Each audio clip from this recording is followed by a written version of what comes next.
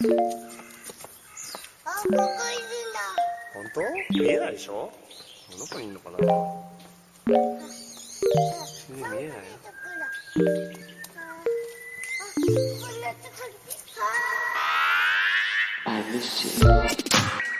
What's good, Internet? It's March 10th, 2023, and you're listening to Waypoint Radio, episode 548. I'm your host, Rob Zachney, and I'm joined by Ricardo Contreras. Hello. Patrick Klepek. Hello. Renata Price. Howdy.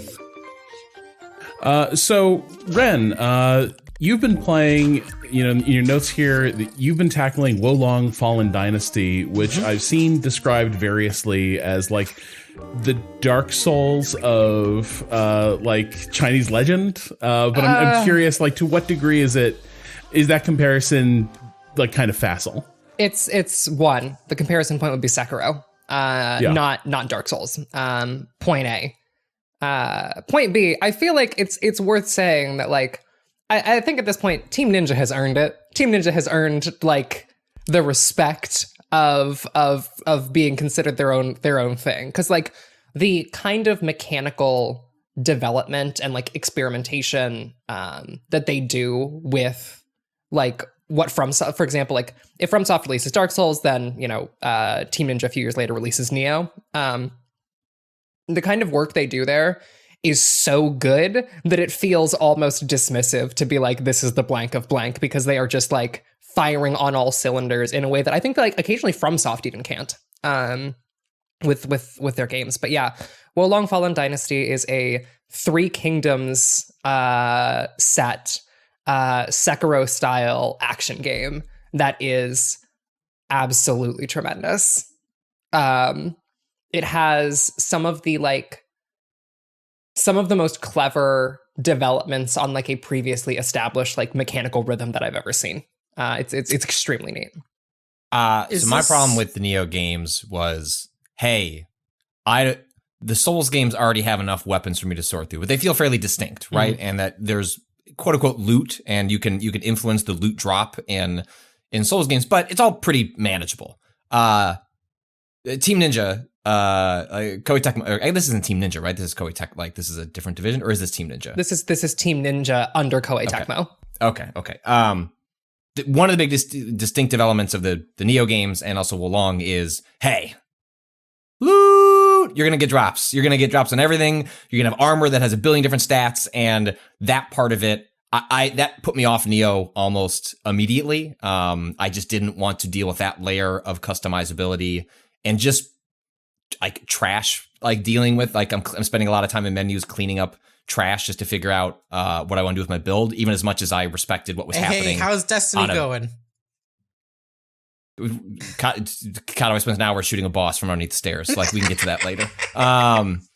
So I know that Neo 2 made that easier. Specifically, it made, like, cleaning up, like, essentially, like, the trash loot that you wouldn't want, like, easier to manage in the interface. Yep. And that makes me wonder, how has that specific element, which is kind of a differentiating part of how they handle the equipment layer of these games, how does that work in Wolong? Still here. Like, it is the Neo style. It's definitely more streamlined. The loot is one thing, but part of my issue with Neo is that it was just difficult to manage, right? Like, it was, like, literally just dealing with what you are getting at all times.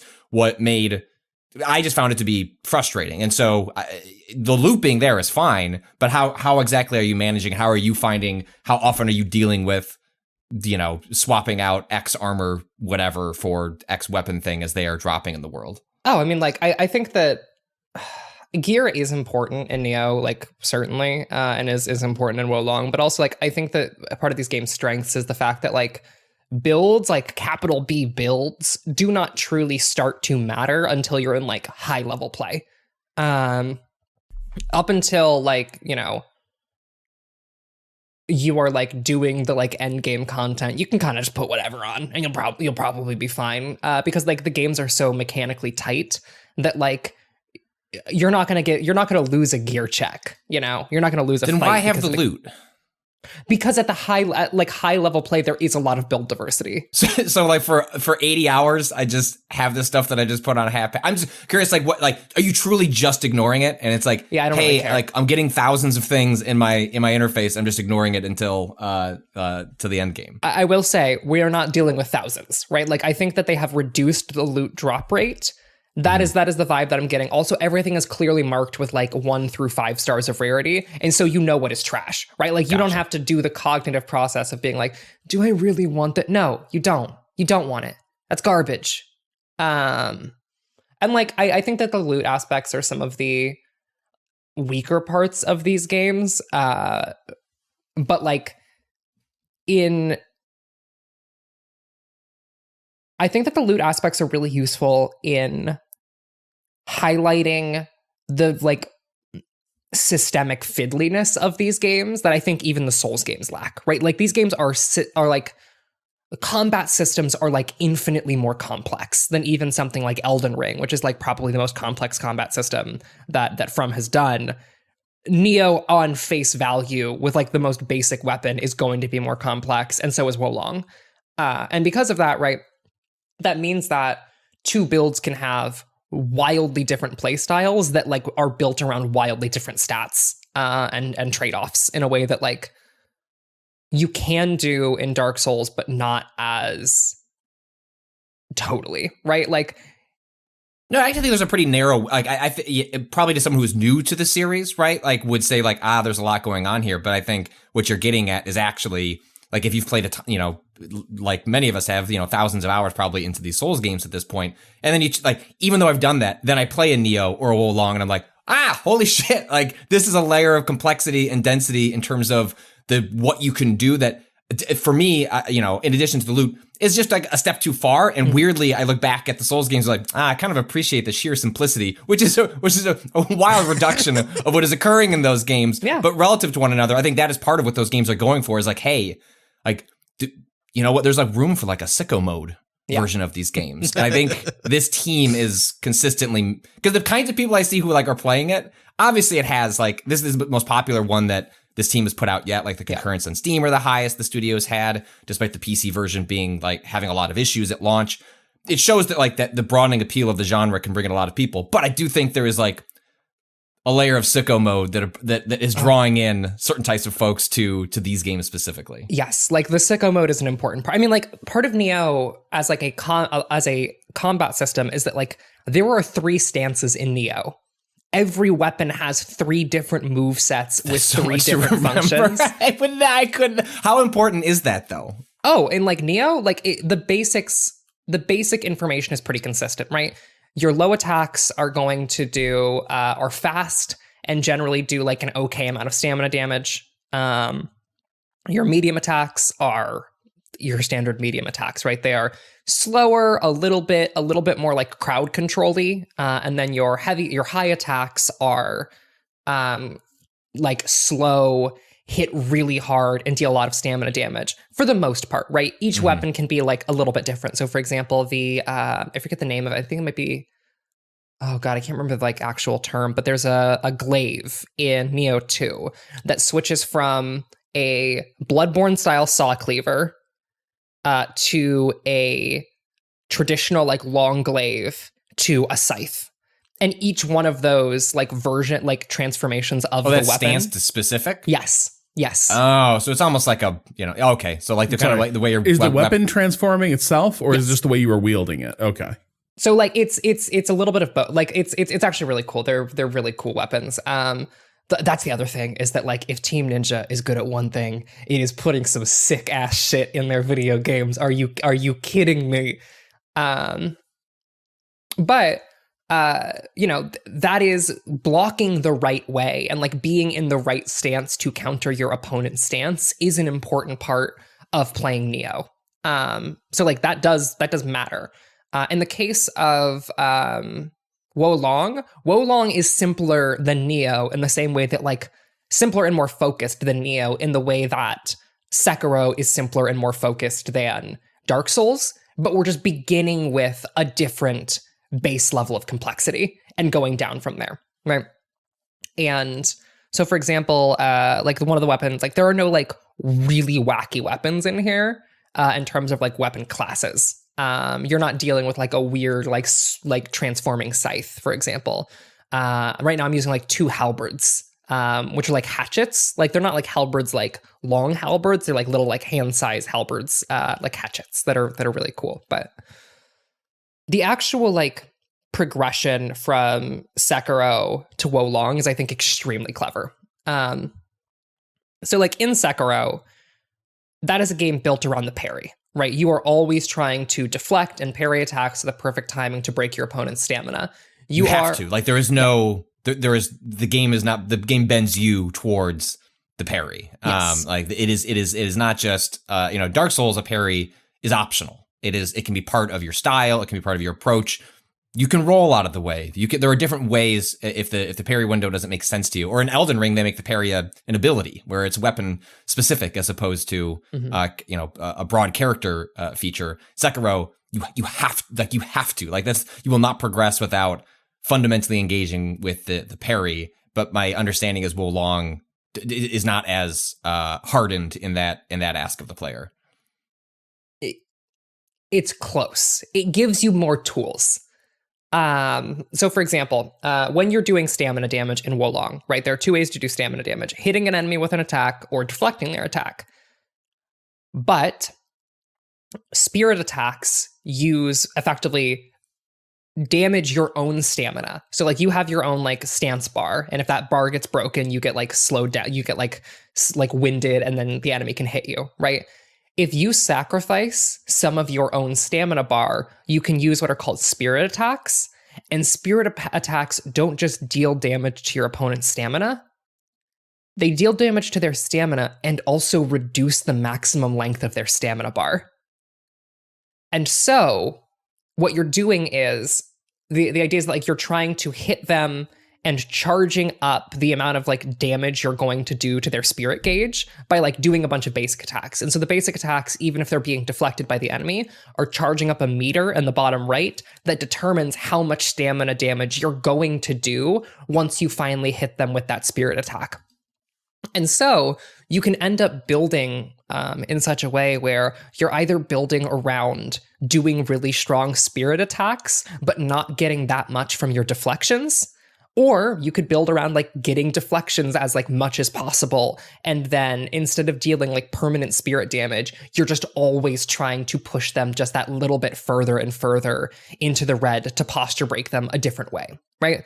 And so like these are distinct play styles that would like complement different weapons better or worse than one another. And it gives you the kind of like percussive rhythm that Sekiro has, but there's a bunch of different rhythms that you can do. Instead of learning the one rhythm for the one boss, it is like, what is the specific like tempo that I am going to build my fighting style around? Am I getting excited on the ones or the like on the ones or the twos? Like it's really, really neat, I think. Did you play the demo that came out last year? So I played that and could not for the life of me figure out the parry window. It was famously like the most specific critique of that demo was even for folks who felt like, I didn't beat Sekiro. I got over to the last boss and have famously said that I walked away. I said, I'm good. I don't need to do this. I have nothing to prove to this final boss. Like Sekiro game I respect, but it didn't click with me the way other From stuff does. But it's, I made it all the way up to that point. And so like I fundamentally understand how the game works and sat down with Wo Long and was just baffled at my inability to get the timing windows correct. And my understanding is that the final game has been significantly tweaked. Yes.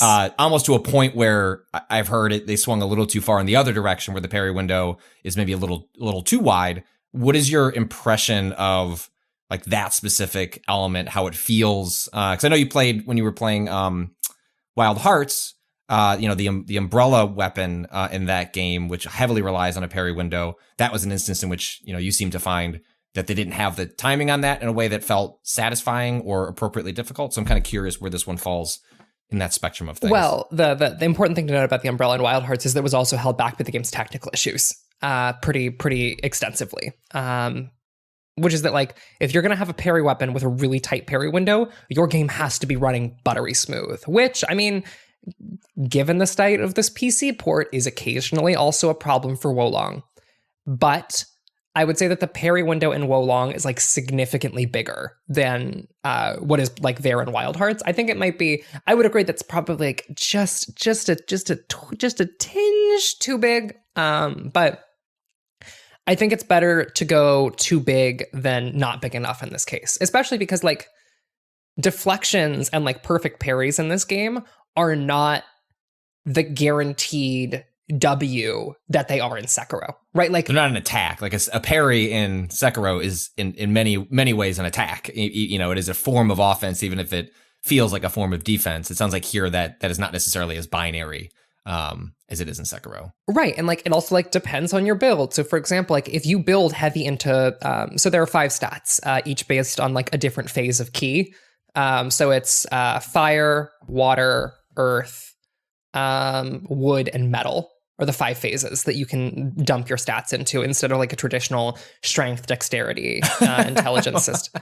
That's okay. All right. Hey, look, it's, you know, as intrinsic to the genres, you must also become more esoteric on how you do your stats. I mean, it's grounded in like the setting, right? Like this is a game set in the Three Kingdoms period. That is like fully about the like mythical version of the Romance of the Three Kingdoms, like as a mythic tale as opposed to like you know, historical account.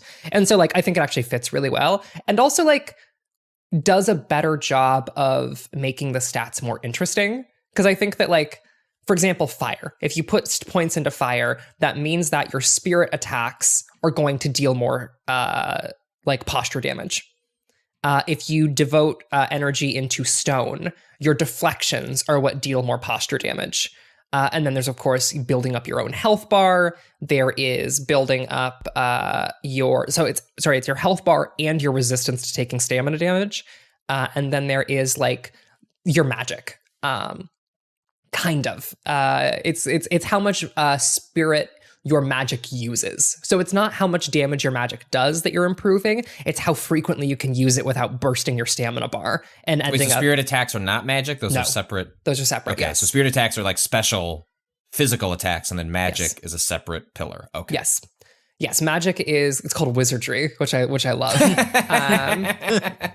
That's good. You know what? I'm on board with that one for sure. Wizardry. It fucking owns. And so like each time you put stat points into a given stat, you are unlocking more spells down that tree, which is like the other cool thing is that like every character has access to magic.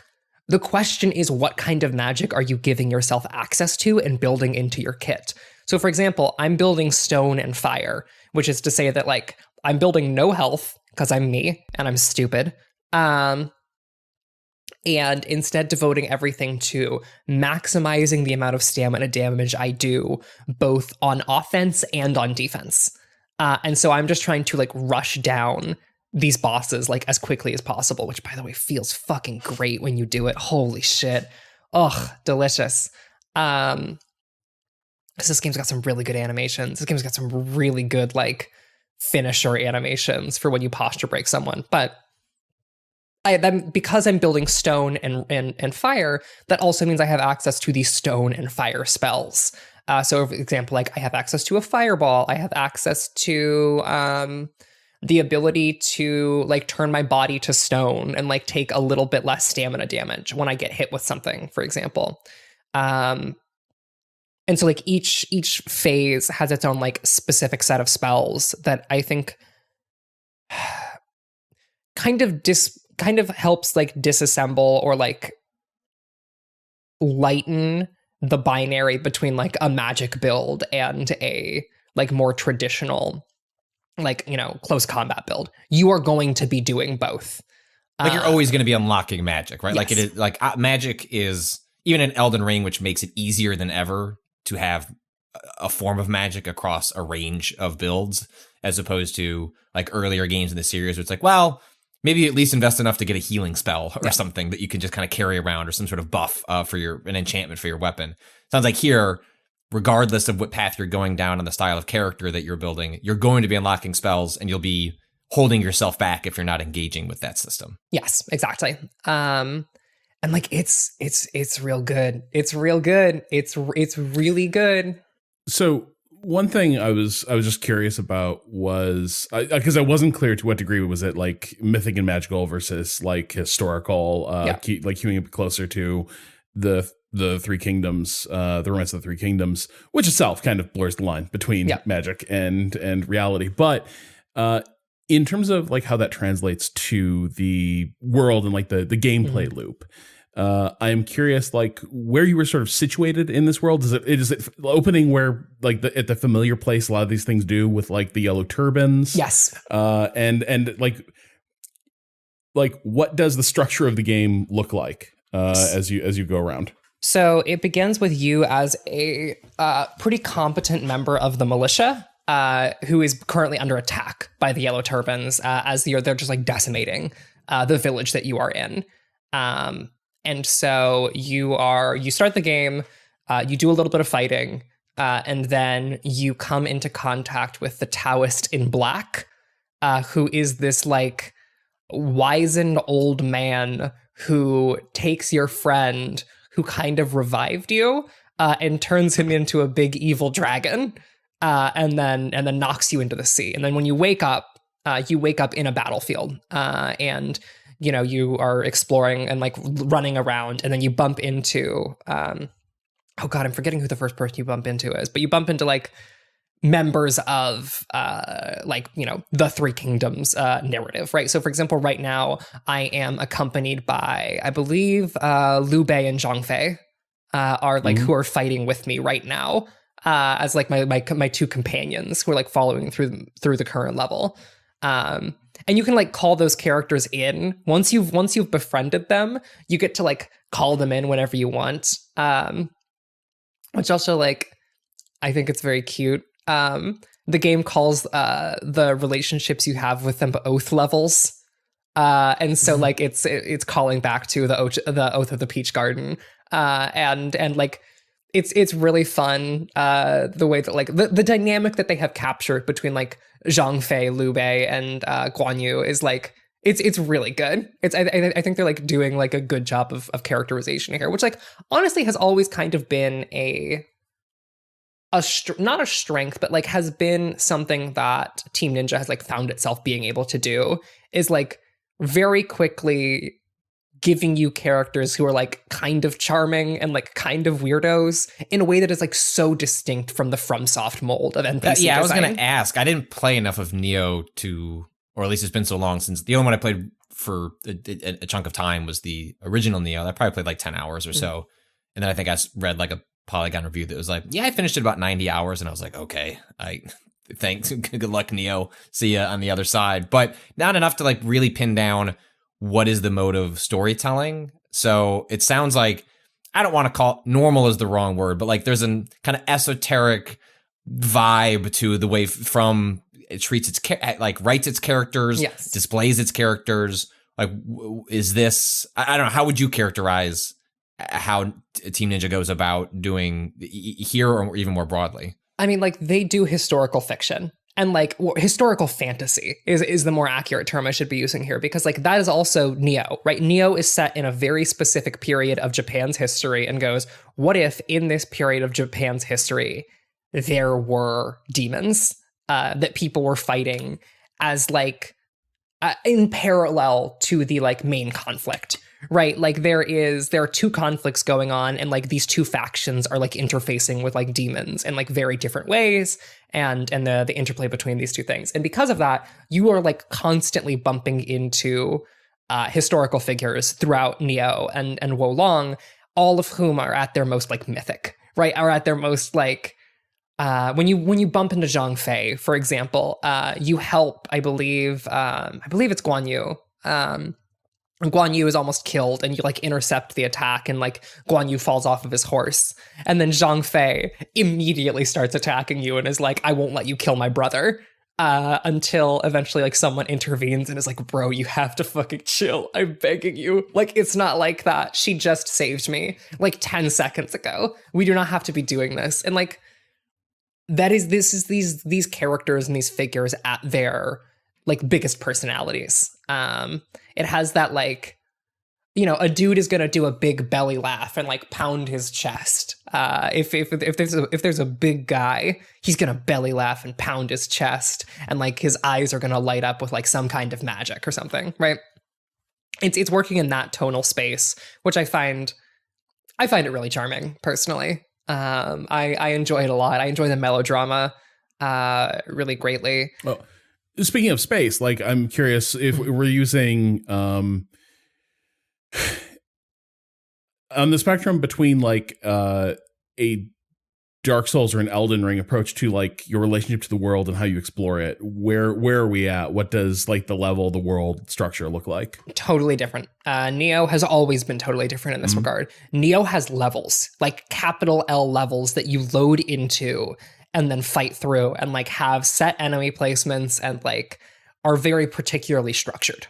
And that's what we're working with here in Wolong. So basically each level is pretty large so far. They've been like not like massive, but like pretty large, mostly linear with like branching paths to like go check out shit on the side. One of the other things Escapes has is morale.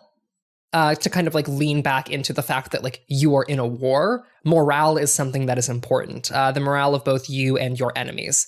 And so as you go through the world and unlock the game's equivalent of bonfires, like as you get more checkpoints, your morale gets higher and higher.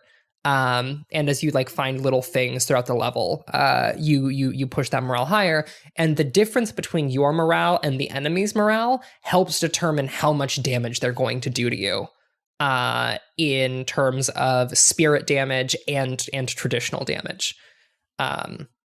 Which means that like if you you can get into fights in this game that are like, oh, I'm not under-leveled for this fight as a character. I have not explored this area enough to be able to fuck with this guy, right? Like my morale is 8 and this dude is 20. We are not doing this. If I try to touch this man, I will be obliterated. Which is like a transparency of like data that you just don't get in like the From style approach, right? Like, you know, you can bump into things and get the sense in a fight like, oh, I'm not ready for this, but it is not a game that is signposting like, hey, like here's the level of this character. You got to do more world state stuff. Yeah, you should look around for a bit more. Like it is legitimately the game going like, hey, listen, I know you want to get to the end of this level, but take your time. Come on, go look over there. Hey, see that freak over there? You haven't fucked with him. You don't know what's behind that freak. Go take a look. Come on. He's just a little guy. And then you go over there and he kicks your ass, but you're like, oh, okay, I see like behind him, there is a battle flag that I can raise, which will give me a little bit more morale. That's a good question. Speaking of getting your ass kicked, in terms of like how punishing is failure, what does that like loop look like in terms of absorbing setbacks and coming up short? Like, do you just like wipe progress? Do you like, is it an autosave system where like some stuff sticks around, or checkpoint system, like a bonfire? It's a bonfire system, but you only lose half of your resources on death. And then you can do a corpse run to get the other half back. If you can kill the enemy who killed you, you can get half of your, not half, you can get like the rest of your lost resources. Who doesn't back. love a good corpse run system? It's great, and it's a good corpse run system, especially because it does the thing where if you're fighting a boss, you do not have to kill them to get your shit back. You just have to walk into the arena, and if you make it to the arena, the game's like, okay, here's your 3,000 like key back. Here's your 3,000 genuine key back. Don't worry about it. Are you then trapped in the arena? Because that was sort of the thing with like Dark Souls, right? Where it's like your experience is right there, buddy, right underneath the the Tower Knight? Yeah. Mm-hmm. Yeah, it is where extremely. It was like, if you have the decency to kill me at the door, I was like, okay, this is workable. But like the first time I had a big bag of XP, like work around behind him, I was like, well, that's gone forever. Yeah, once you enter the arena, it gives it to you immediately. But also, you can't leave the arena once you're in there. Okay. So once you're in that fight, a familiar you're bind. winning that fight. Yeah. But like, how often is it setting you up with like, and here's a long gauntlet from the last bonfire to a boss? Not that often. You can find so a way path. more merciful in that regard, where it's like you're not running for 5-10 minutes through a rehearse. Okay. I feel like all these games have thankfully gotten away from what was once a quote unquote defining trait of how these games used to have, like boss runs where it's like, oh, you got to go through a gauntlet where you're going to lose probably half your health before or use up a flask on your way to a fog door to fight a boss. Most of these games, like even from, and I'm glad that, it's continued here, is like, you know what, like what makes these games is not those elements of it. So it's too bad. I mean, I'm glad you played a little Elden Ring, Rob, because I feel like it's better illustrates where this stuff has gone than a Demon Souls, which is that at its most punishing at times. Right. Demon Souls only has, if I remember correctly, one checkpoint per area. Like 1-1 has a single bonfire. 1-2 has a single bonfire. Which makes that shit a lot more if not that, it feels like that, because the way like the and that game has a level structure, so it can get away with it a little bit differently because there's less flexibility in the design of the environment. But yeah, you're not wrong. Yeah, and also like the environment, like you are doing the Dark Souls thing of like creating shortcuts back to your previous locations, just on a micro scale. Right, you're not connecting two large areas, but you are being like, okay, cool. Now, beforehand, like if you're imagining a map that is like, kind of like question mark shaped, right? You go up and you go around. Eventually, you're like, oh, I can just stop going around and just connect the very top of this question mark to the stem of it, by like making a shortcut somewhere, right? And so I don't have to do that anymore. And now, instead of having to run through all of these enemies on this side of the map, I can go from the stem of this question mark where I'm pretty safe, and just go straight and cut straight through up to the boss. And in that way, it's actually like pretty nice. Now, the difficult thing may be going against a boss and being like, okay, do I actually have enough morale for this fight? And if the answer is no, then you should actually take more time to like explore the world, and like that becomes a kind of like boss run when you're like, okay, cool. Yeah. I died during this fight and I've got 3,000 like experience sitting in that fucking room, but I know that I can't fuck with them. So I have to fight through this area and unlock a little bit more morale. And like explore a little bit more while knowing that shit in there is just waiting for me. And that actually I think is I think it's a different and better tension, if I'm being honest, than what is present in the Souls games. Because like with the Souls games, it's like, okay, I just have to go get my shit back, or fight the boss well enough to get my shit back. And here it's like, do you want to go make another attempt at that boss? Or do you want to go risk your life to make that boss fight a little bit more manageable, while those resources are just sitting there waiting for you? And that side stuff out in the world feels like fun enough that it doesn't feel grindy. Like you're just out. Okay, that's great. It's quick. It's like, it's not like you're like going way out of your way. It's like, oh, cool, I'm going to walk into this cave. And like in this cave, there's going to be like an encounter or two. And once I beat that encounter or two, I can up the morale of my troops or of my character. Right, you're not actually controlling troops, but the narrative morale, you can up it a little bit by like walking into a hallway and like fighting some guys, and then planting your battle flag. And it's like really, I think it's a really, really good system. I love these games a lot. Real quick, so I forget what system are you playing on? I'm playing on PC, and it is having like PC. Like it has the worst rap in terms of a patch just came out. Yes, I don't know how much that has. I think the patch made it worse for me. Yeah, I mean the PC ports are there are more than them than ever, but there are frequently more issues. I don't know. This one is as simple as just the like stuttering issue that has been plaguing a lot of PC ports in the last couple of years. This just seems like it's a broad optimization issue. And also I think this was shocking to me. There were like a lot of reviews on Steam. They're like, the mouse and keyboard support is real bad. Oh my God, it's embarrassing. What are you doing? I mean, you do you, right? Like play these games how you want to play them. much respect to the mouse and keyboard, but like these are like fundamentally like gamepad games. IMO. It is worth noting that at like high level play, Neo is mostly played with a mouse and keyboard, which is I agree, surprising, Patrick. I think it doesn't feel nearly as good, and that people are being freaks about it. Like I think that like it is a kind of action game that actually thrives with just like a controller. But yeah, the Xbox version, by all accounts, seems to be to run pretty well, and is available on Game Pass if you have that. Yeah. Oh yeah, I was gonna say also like this is Koei Tecmo's thing recently, which is a bummer. Wild Hearts had this issue. This game has that was just a couple weeks ago. Yeah. Like to release 2 high profile games like this back to back and have the PC versions have issues certainly suggests like, the PC market is now very attractive to lots of. I mean, it was just very rare to get PC ports from Japanese game developers, and now we're seeing that like more and more often, which is really exciting. But it doesn't seem like the quality control on those ports has necessarily caught up to the desire to publish a version of it on Steam.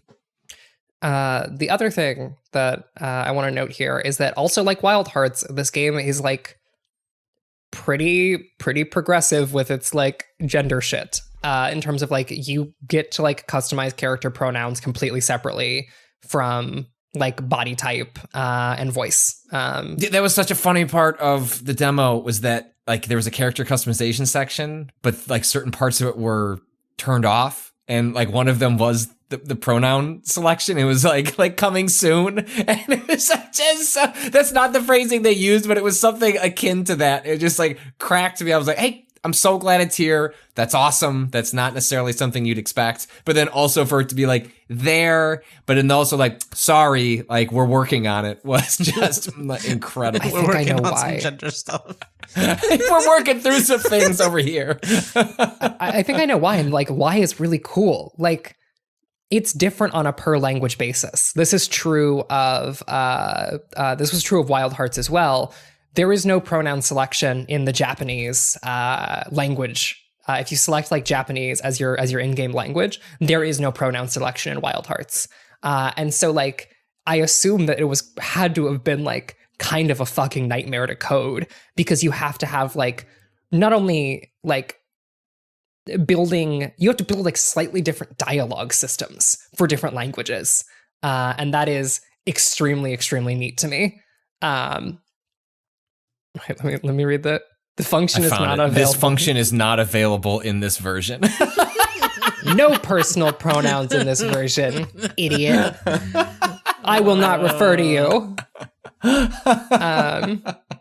But yeah, it's you can be a they them, a she her, a he him if thou so desires.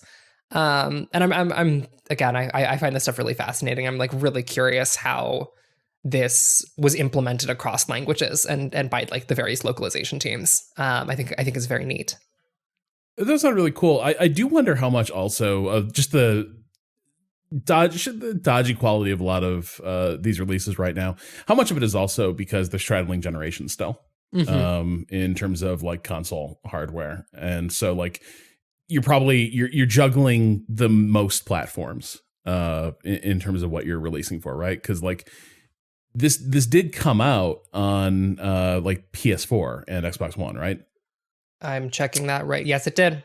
Yeah, so like I do kind of wonder to what degree is some of the like performance issues that we're seeing more of just stemming from the fact that for sensible commercial reasons, people are hedging their bets about like what platform they're prioritizing, and they're kind of casting a wide net. But it does seem like PC is taking the hit.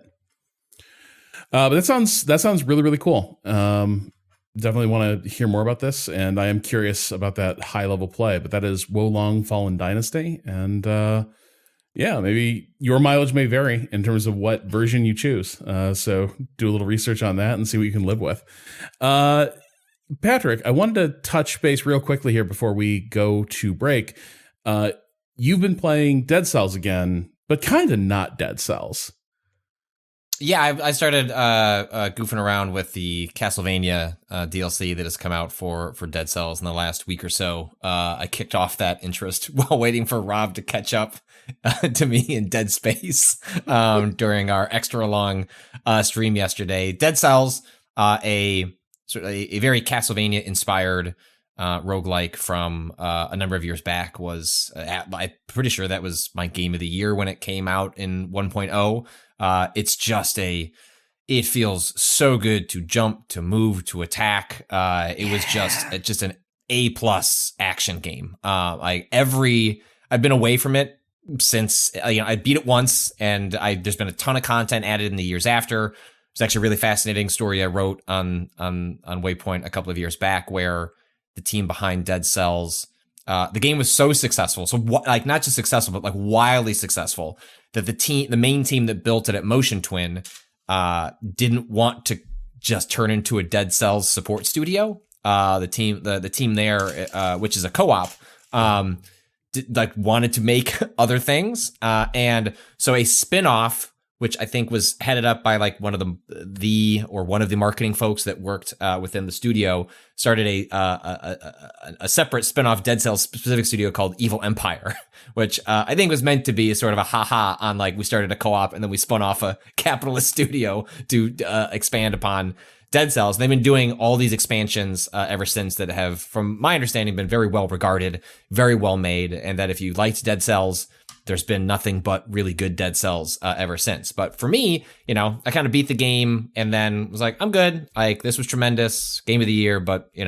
on to the next thing. And I'm not like a huge Castlevania I came into it like a lot of people with Symphony of the Night. I have fond memories of the Mode 7 effects from Castlevania 4 on the Super Nintendo, renting it from the Blockbuster, but I don't have like any strong memories of really playing that game. And so my entry into Castlevania starts with Symphony of the Night, and then all the GBA games like Harmony of Dissonance, and the couple of DS ones that they put out. Aria of Sorrow. That was a DS one, right? That was a Game Boy one, actually. Game Boy. Okay, so then I probably played it. I think I fell off it, or it's like the games were awfully samey at that point. I can't remember. I played a lot of them. The action plus RPG is in my wheelhouse, and I should have known that I would have liked a game like Dark Souls based on kind of the stuff that was happening in a game like that back then. And so I don't know. I was just like curious to jump back into Dead Cells to see kind of what was happening in this game, see what the Castlevania stuff was like. And I've only played like an hour in change, but like the soundtrack slaps. Like, it's like Castlevania music is just so incredibly good. The remixes here, or the new compositions here, are incredible. If you just want to play often what happens with games like Dead Cells is that like they add new content, but it's sort of just mixing up the base game. So just kind of like, rather than it being like a splintering off where you're choosing like, I want to go engage with this new content. It's like, well, no, the content is just added to what you were already doing, sort of on a run based sort of thing. And here, Castlevania is its own sort of separate splinter. So if you're familiar with Dead Cells, you start off, you pick, a couple of upgrades or weapons from the starting area. You go down into these sewers, and then you have a couple of doors you can go through that sort of pick the path you're going to go through the game going forward. Here in the opening area, you can just keep choosing to go to the Dracula's castle section of Castlevania and kind of play out the more kind of narrative focused, or at least more narrative focused than the like Dead Cells itself had when it was originally released. And it's really good. Like the new weapons are great. The art is fantastic. It mostly just makes me desperately wish that Motion Twin, whether it's this Dead Cells studio or the original developers over at Motion Twin, made a Castlevania game. I think that's part of what I really liked about Dead Cells, was like, how do you make like a new like post Symphony of the Night like Castlevania game? Like, it feels like they kind of already did that, and like Dead Cells suggested a world forward that was like, oh, actually, like this is a Castlevania game and everything but name alone and under a new structure, and it's awesome. And this new Castlevania stuff is very good. Yeah, I check in on Dead Cells like once every few months, and like I get back into it for a little bit, and I just like it's what a tremendous game. And also like I spent like within 5 minutes of flipping around again, I was like, oh fuck, I don't even know if I should do this, because I'm just gonna get drawn. It was like, well, I played 40 hours this before. Like, do I I'm not gonna just play another 40 hours. Like the way that Kato talks about Destiny is like how I felt. I'm banging my head against a wall playing Destiny, and then I play Dead Cells for 5 minutes, and like my eyes go wide, and like I don't know what's happening around me, because the action in that game is so good. You got around that wall though, right? You hid from that wall. you found a hidey hole that helps you. This is the noise I make. I'm just gonna keep going. This is that's the noise I make playing the final boss in Destiny 2. Are we into it? We've alluded to it twice now. Should we just touch on Destiny Ren, did 2? you have a point that you wanted to make before I go on a rant? I was just gonna say the last thing is that like Dead Cells, they've effectively released a sequel, like through the amount of like updates and DLC that they've done. There's like so much stuff for this game. It's astounding how much like content there is, and that's why like every time I play it, I like bump into something completely new, and I'm like, oh fuck yeah. They added the sword and gun from Hyperlight Drifter as a weapon. What? Yeah, Patrick, it's sick as fuck. Like it. The crossover weapons that they've added over the course of the game are all really fucking cool. Oh right, there's like Shovel Knight stuff. I wasn't sure.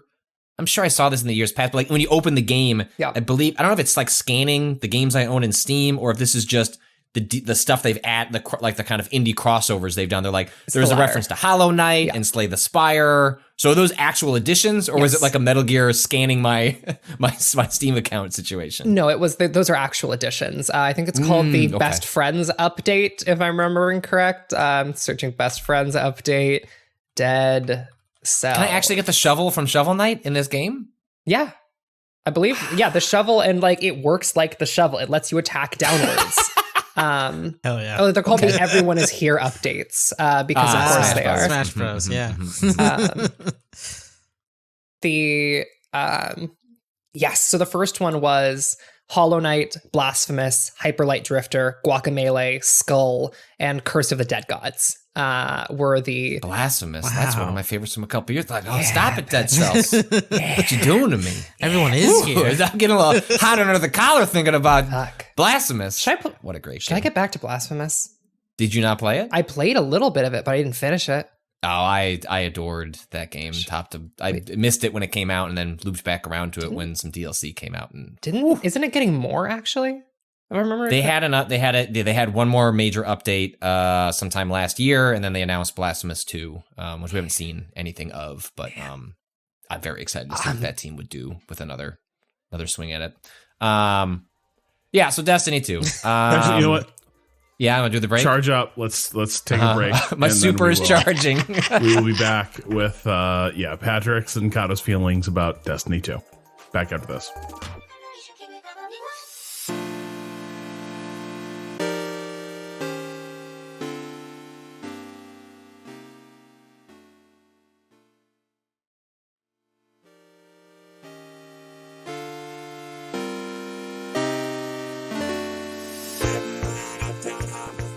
American and Pepperjack. God damn it. American and Pepperjack cheese on an everything bagel. Now we're back. Double cheese. So Patrick, you've been after a long hiatus, you've returned to Destiny. Yeah, so Destiny 2, which Kato and I have been chronicling the last week and change with the new expansion, Lightfall, that came out, the latest in every 3 years. I ended up writing a blog about this. Let's see if it actually I think it got published today. What I learned spending an hour shooting the final boss in the latest Destiny expansion while hiding underneath the stairs is the headline. I'd love to break a 75 character count for a blog. Vice used to be very strict about that. And then Motherboard just started breaking the rules on that over and over again because they were finding that their long esoteric headlines actually drew audiences in because they're more like a sentence than the structure you work under a headline. Anyway, the premise of that blog basically is like every couple of years I find myself redrawn to Destiny as I essentially mourn a version of Bungie that doesn't exist anymore. I wrote a version of this in 2014 when I finished the original campaign for Destiny, when I worked at Giant Bomb, which was essentially like, I love this studio and all they make. And then one day they put out a game that said, we're never going to make those games again. And every once in a while, between a sense of FOMO from a lot of my friends that are into Destiny and just a nostalgia for a developer that made like some of my favorite shooter levels ever, I'm like, I want to go back there. And then what happens is like, oh, they don't make those games anymore. And that's okay.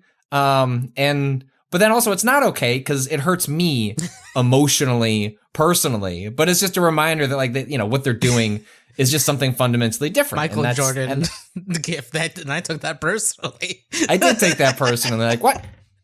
I love the Silent Cartographer. Like, why not do another one of those? And this time, as I mentioned previously, the exercise in revisiting Destiny was more about Kado's pitch of, hey, if you just kind of get over the hump of the campaign, you can get on this treadmill of storytelling that is a minimal investment, right? Like an hour or two a week to sort of like continue these quests. I was like, okay, like that could be interesting. Maybe that could be my way into playing this game because my like post Taken King experience, like after doing that campaign was like, guess I'm going to do another strike for the 15th time. And it's like, that's just, I don't have a community of friends that are playing the game that way. And that's okay. Like if that's what this game is like, and that doesn't fit my life, even though that was pre-kids, it just not how I wanted to play the game. I was like maybe this is interesting.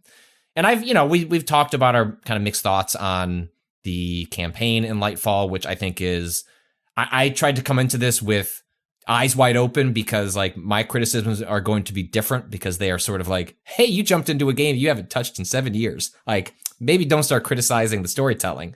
But then I felt emboldened by Kado being like, I don't know, this is kind of mid. Yeah, I'm like, okay. Yeah, that's all right. I guess before I talk about my experience with the final, did you finish? You have finished the final boss, Kado? This is where we both were on Monday when we recorded. We had both made it to the final campaign area, and I don't know what the specific words were, but I had expressed, I was like, I've seen a lot of anxiety about this final boss, that it is maybe frustrating, difficult, it has quite a difficulty spike, and you were like, you should just give it the old college try. Like, just get into the mix, Patrick. Like, get out there and fight them. You were specifically saying that you would ask me to come with you, which yes. I expected you to at some point give me a call, be like, okay, I tried it, but come on, get in here so we can fucking beat this guy up. Can you join mid mission? Or do you have to like 100%. Okay, doesn't matter. Okay. So jump in, jump out. The like I think it's an excellent final mission up until my own personal experience was like, there are very, very rare times in Destiny campaigns where you actually get to play alongside like other NPCs, like other characters. And there are some really awesome extended sequences in the final mission where it's like some other character, like hero type characters come in and they're fighting you, and like you've got these overwhelming odds, and they actually like lift, the restrictions on death so you can respawn and just enjoy yourself and just like revel in the spectacle of like would seem like hundreds of enemies on screen at once, as you're swinging around with your green grappling hook. And then you get to this final boss. You're facing Calus, who Calus was a former ally and then has turned into, in a way, he's always been so like he was a frenemy. Yeah. He was the very first raid that occurred in Destiny 2. After you beat the Red War, was aboard the Leviathan, which is he used to be the Cabal Emperor. Right. He was exiled, like he was ousted and exiled by his daughter, Kaito, who is now our friend. That's the person that you were like fighting alongside. She's fucking awesome. We lift her on. We lift her on this big Cabal on our tiny shoulders, and we stand. And he was spoilers for the Leviathan raid, which you can no longer do, so I guess doesn't really fucking matter. If it's been put into a vault, is it really a spoiler? Yeah, I mean, it'll come out at some point, probably. Yeah. But at the end of that, Calus is the final boss of that mission, or so you think. You figure out at the end, once you beat him, that it's actually just a robot, and real Calus is somewhere else. And the whole raid is essentially him. It's like a Colosseum, like Roman, like this is for the pleasure of the Emperor to like watch all the Guardians dance around his little pleasure palace doing these. That's what is essentially a game show, like Romanesque, like decadent. Yeah. His whole thing is like, the like super hedonistic, like their dudes are called the Legion, like Yeah. And Calus is really leaning into this era. Calus having is leaning allied with the specifically. Witness. Yeah. Calus has Walking always been around- specifically leaning into the like hedonistic, like Roman emperor trope of like he wants more opulence and more power and more everything. Gold more chalice, like all the armor is full of ridiculous like diamonds and other sorts of like red jewelry. So like him being a character in this game since the beginning of Destiny 2, like this is like the end of a long arc, including like us like a year ago during one of the seasons befriending and allying with his daughter Kaido, who would originally exit. Like the whole thing is like a very like, for people who've been following the story, a huge like, you know, payoff. And I think that mission, like part, like the part that you're talking about, like ends up being really fun because you're right. Like before this, it was much rarer to have any sort of like allies on the field aside from people you were playing with, right? Mm-hmm. And like they never really, aside from like Destiny, the first mission in Destiny 1 where you have like the Vanguard do their superpowers in a specific spot, right? Like Zavala put up a bubble and then you kept moving and then Ikora threw a fucking void bomb and then you kept moving, but like it was never like this sort of like an arena full, like you were at the front line of a war, like a battle. Yeah, happening. and it's not scripted, right? Like if you just like sit back and watch, it's it is AI doing its thing. And it's their way of trying to like kind of meet halfway through like the kind of campaign scripting you would normally get in sort of a Halo style game. But okay, how do we make this more interesting and repeatable for people who are going to, run this, a dozen times or what have you. And like they get that out of the characters more dynamically interacting rather than, this hero character comes in and throws a cool bomb and saves the day. And so I think that part works, is finding like a dance between an old Bungie and new Bungie in terms of how they do storytelling that is meant to be repeated. Yeah. But I take it there is another part that works less well. Well, it's again like this is why I wanted to talk to Kato about it, because I come into Destiny like just sort of parachuting in with Lightfall to try and find my footing on it. I barely understand the currencies. I barely understand the nuances of various weapons, and so I kind of muddled my way through the vast majority of this campaign, and like had its instances that were difficult. We talked about the arena with the two tormentors, which is like kind of the the key new enemy in the Lightfall expansion, who are awesome. They are terrifying and fun and just really these like kind of Mr. X like stalker type characters, but also ones who are capable of like jumping great distances, picking you up and squeezing you. The fight you have against the Tormentor where you finally get access to the Strand and you just like all of a sudden realize like, oh, I'm gonna fuck with you. Like I'm actually gonna jump in the air. I was shocked, Kato, that one of the cool abilities you have is like if you can kind of like be mid-air and kind of like do a ground pound, and it like sends the enemies up into like kind of gravitational stasis sort of a bit, and you can kind of you can shoot them suspense. Or can like at least suspend, or it like takes a couple of enemies off the field while you're dealing with different ones. I was like, well, like, surely that will not work against kind of a boss type like this. Like, nah, fucko. Yeah. Like, actually, you're gonna sit in the air for 30 seconds while I pilt you. It's great. It's awesome. And so all that stuff I think works really well. And then I get to the final fight against Calus, and I mean, I don't know how else to describe it except like it's really hard. It has two phases. It's very easy to die. And it was one of those things where I was trying to pick apart like what is not working for me here. Is it what is the point of failure? Is it me and my lack of understanding of the nuances here, where like I had people reach out over Twitter, was like, hey, like this is kind of the kind of like more of a dungeon boss in Destiny, where like there's kind of a specific rhythm to the kind of weapons you would want to bring in, as opposed to just bring in the stuff that's gotten you this far. It's like, okay, I don't have that knowledge. And so I tried the fight 2 or 3 times, and I don't know, I got halfway through Calus's health and was just not, like I was hitting the point where his shield was getting up and like I just wasn't doing much damage on his actual health. Yeah. And it just definitely felt like, hey, this is supposed to be a situation where another player would be here and be dealing with ads or dealing with getting the shield down. Do you have I actually forget what the hunter has as far as like ability to deal strand damage without using your super.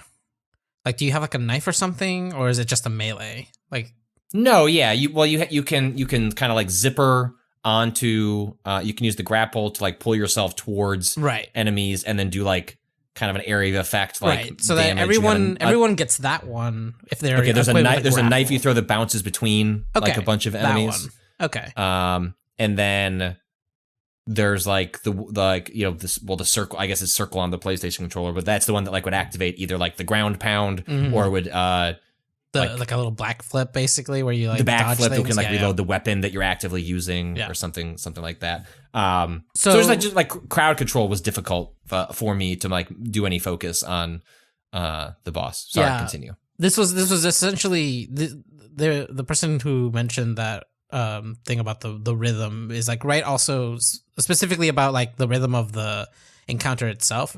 There's kind of a specific order of operations that will get you through it that maybe seems longer than if you were able to dump a bunch of damage onto the boss and finish it. The big thing is that shield that you're talking about that he gets after you hit a certain like tick on his it's like a third, I think. He gets that shield and a tormentor comes out. That shield is super weak to strand. The warlock has gets 3 melee attacks that are the 3 strand needles that you shoot out. Just like, and those 3 needles would take out that shield. Like, it's just my melee. And then you could just continue pelting away. Yeah. But so like the rhythm of these types of encounters though is very much, it will punish you not clearing enemies or moving in the way it wants you to move. And so for this one, it was very much like you would clear one of those little platforms where they had like the extra enemies off to the side, do some damage. And then every once in a while, Calus will force you off by doing that like kind of big AoE, like, I don't know if you kind of like the missile launches that shoot down. And so you like get out and go repeat that cycle of clearing a platform from the extra ads, doing some damage, and then the Tormentor comes out. And it's really important to kill the Tormentor before you push him over to the next phase, because otherwise you're into his second form, which is melee, and there's nowhere to hide anymore, or so you think. There's nowhere to hide anymore because you're just on one platform. But if it's Calus and a Tormentor, you're fucked. Like this is the issue I kept having. Actually, was I was using a SMG that does poison damage, and I would accidentally tick him over before defeating that Tormentor and move him into the second phase, which is a melee based phase where you're forced off of the platforms that are on the edge of the arena into a central platform so he can run at you and fucking swipe at you and kill you. Yep. One of the things that probably was he one-shotting you if he hit you at that point? I never made it, Kato. Never made it to the second phase. You never made it to the second phase. Okay, before Googling cheese strat Calus Destiny 2 on YouTube. Oh no. Okay. And finding a video that said this is an even better cheese strat. So what the original cheese strat for Calus is that like right before you trigger Calus's attention, and the fight properly goes underway, you like there's this kind of catwalk that's in front of you, and then you can go underneath it, and you can wait for him to just sort of like walk to the sides of the arena. You can lean out and just like shoot him in the foot. But the problem was the problem in the original cheese strat was that when you got to the second phase, it like puts out, I don't know what you'd call it, but like a force field that is meant to like push you in and like lock you in. And so what would happen is that you'd get through phase 1, but then when phase 2, you need to like leave this little area and actually engage with the boss. Right. But what people found out with the second layer of cheese is that once that first phase is over, if you just crouch under and walk forward to the big glowing white orb that tells you where your objective is, wait there for a couple of moments, then the fight locks you in, and you can crawl back over and you can proceed to just keep pelting him in the foot. The thing that actually happened for me, Kata, was that I made the mistake of clearing out both the Tormentor and the Scions, I think were like some of the other enemies that get dropped into that fight. And what was happening was like the the other enemies would be seeking me out. Like they kind of, they're designed to like kind of are intrinsically know where I am as the player, and they can't hit me, but they're trying to shoot me, which would then drag Calus over so I could shoot him. But then I killed all the other enemies, and Calus is just like he's magnetically, like if I'm underneath this staircase, he goes on top of me and is just standing there going, "Rawr," like, where are you? And I can't shoot him. So then I suddenly found myself in the situation where I've now cheesed this, but now I can't shoot him. Like, what am I supposed to do? And what I found was like, we all are skilled in different ways. So sure, did I fight this in the way that Bungie's designers intended? No, but I fought my own battle. Yeah. And that was against the AI patterns of Calus. And so hang on, who's to say this wasn't intended? Because it sounds to me like it echoes some very classical themes here. For this is basically like they built in, the game supports the expression of how Paris slew mighty Achilles. So true. So true. Pelting him a million times in the foot with bullets. And so I basically like walked all the way forward and would have to count to 10 because that would drag him like far enough out that when I backed up to the left alongside of the pipe or to the right, that it would also drag him over there, and then I could continue pelting him. But it was also like, I don't have like great exotics. I don't have these poison weapons that people were saying these are the best ones to use. I just got, this auto rifle, and I'm like, all right, we'll get there. Definitely. And eventually I downed him. And the funniest part was like multiple times throughout the fight, Calus is screaming, this exceeds my wildest imaginations, as he like has like he has an orgasm as he is fighting you because he's dreamt about this fight against a guardian, against a fellow warrior. Is this good for you? Yes, yeah. There's a whole that vibe is present. This is really working for fight. me. I love it. And I'm just pew pew pew pew pew pew pew pew pew. And it was funny because the response I got from I posted a short clip of that on Twitter, and it was a lot of people being like, yeah. Even like hardcore Destiny players being like, yeah, been there, done something like that at some point. Like, you are not a degenerate. You are just one of us. We just don't necessarily always talk about it in public. But who amongst us has played Destiny and not gotten through something by doing something abominable just to get to the other side? The amount of times I knocked that fucking Templar off the ledge back in Destiny 1 doing the original raid. We all cheese at some point. Right.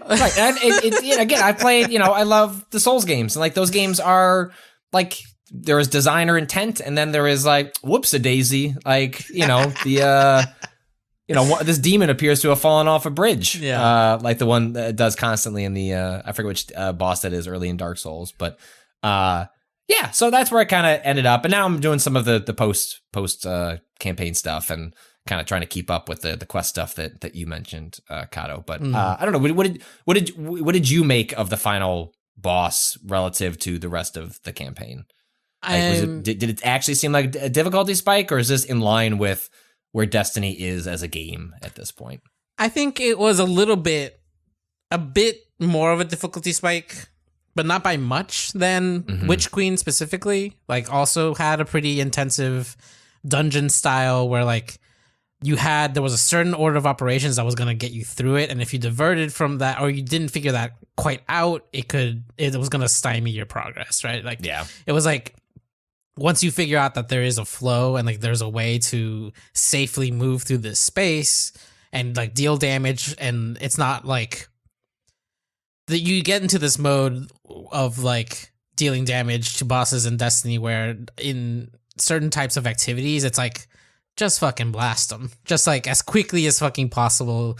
If you can get them dead, it'll stop everything else from happening around you, right? Right.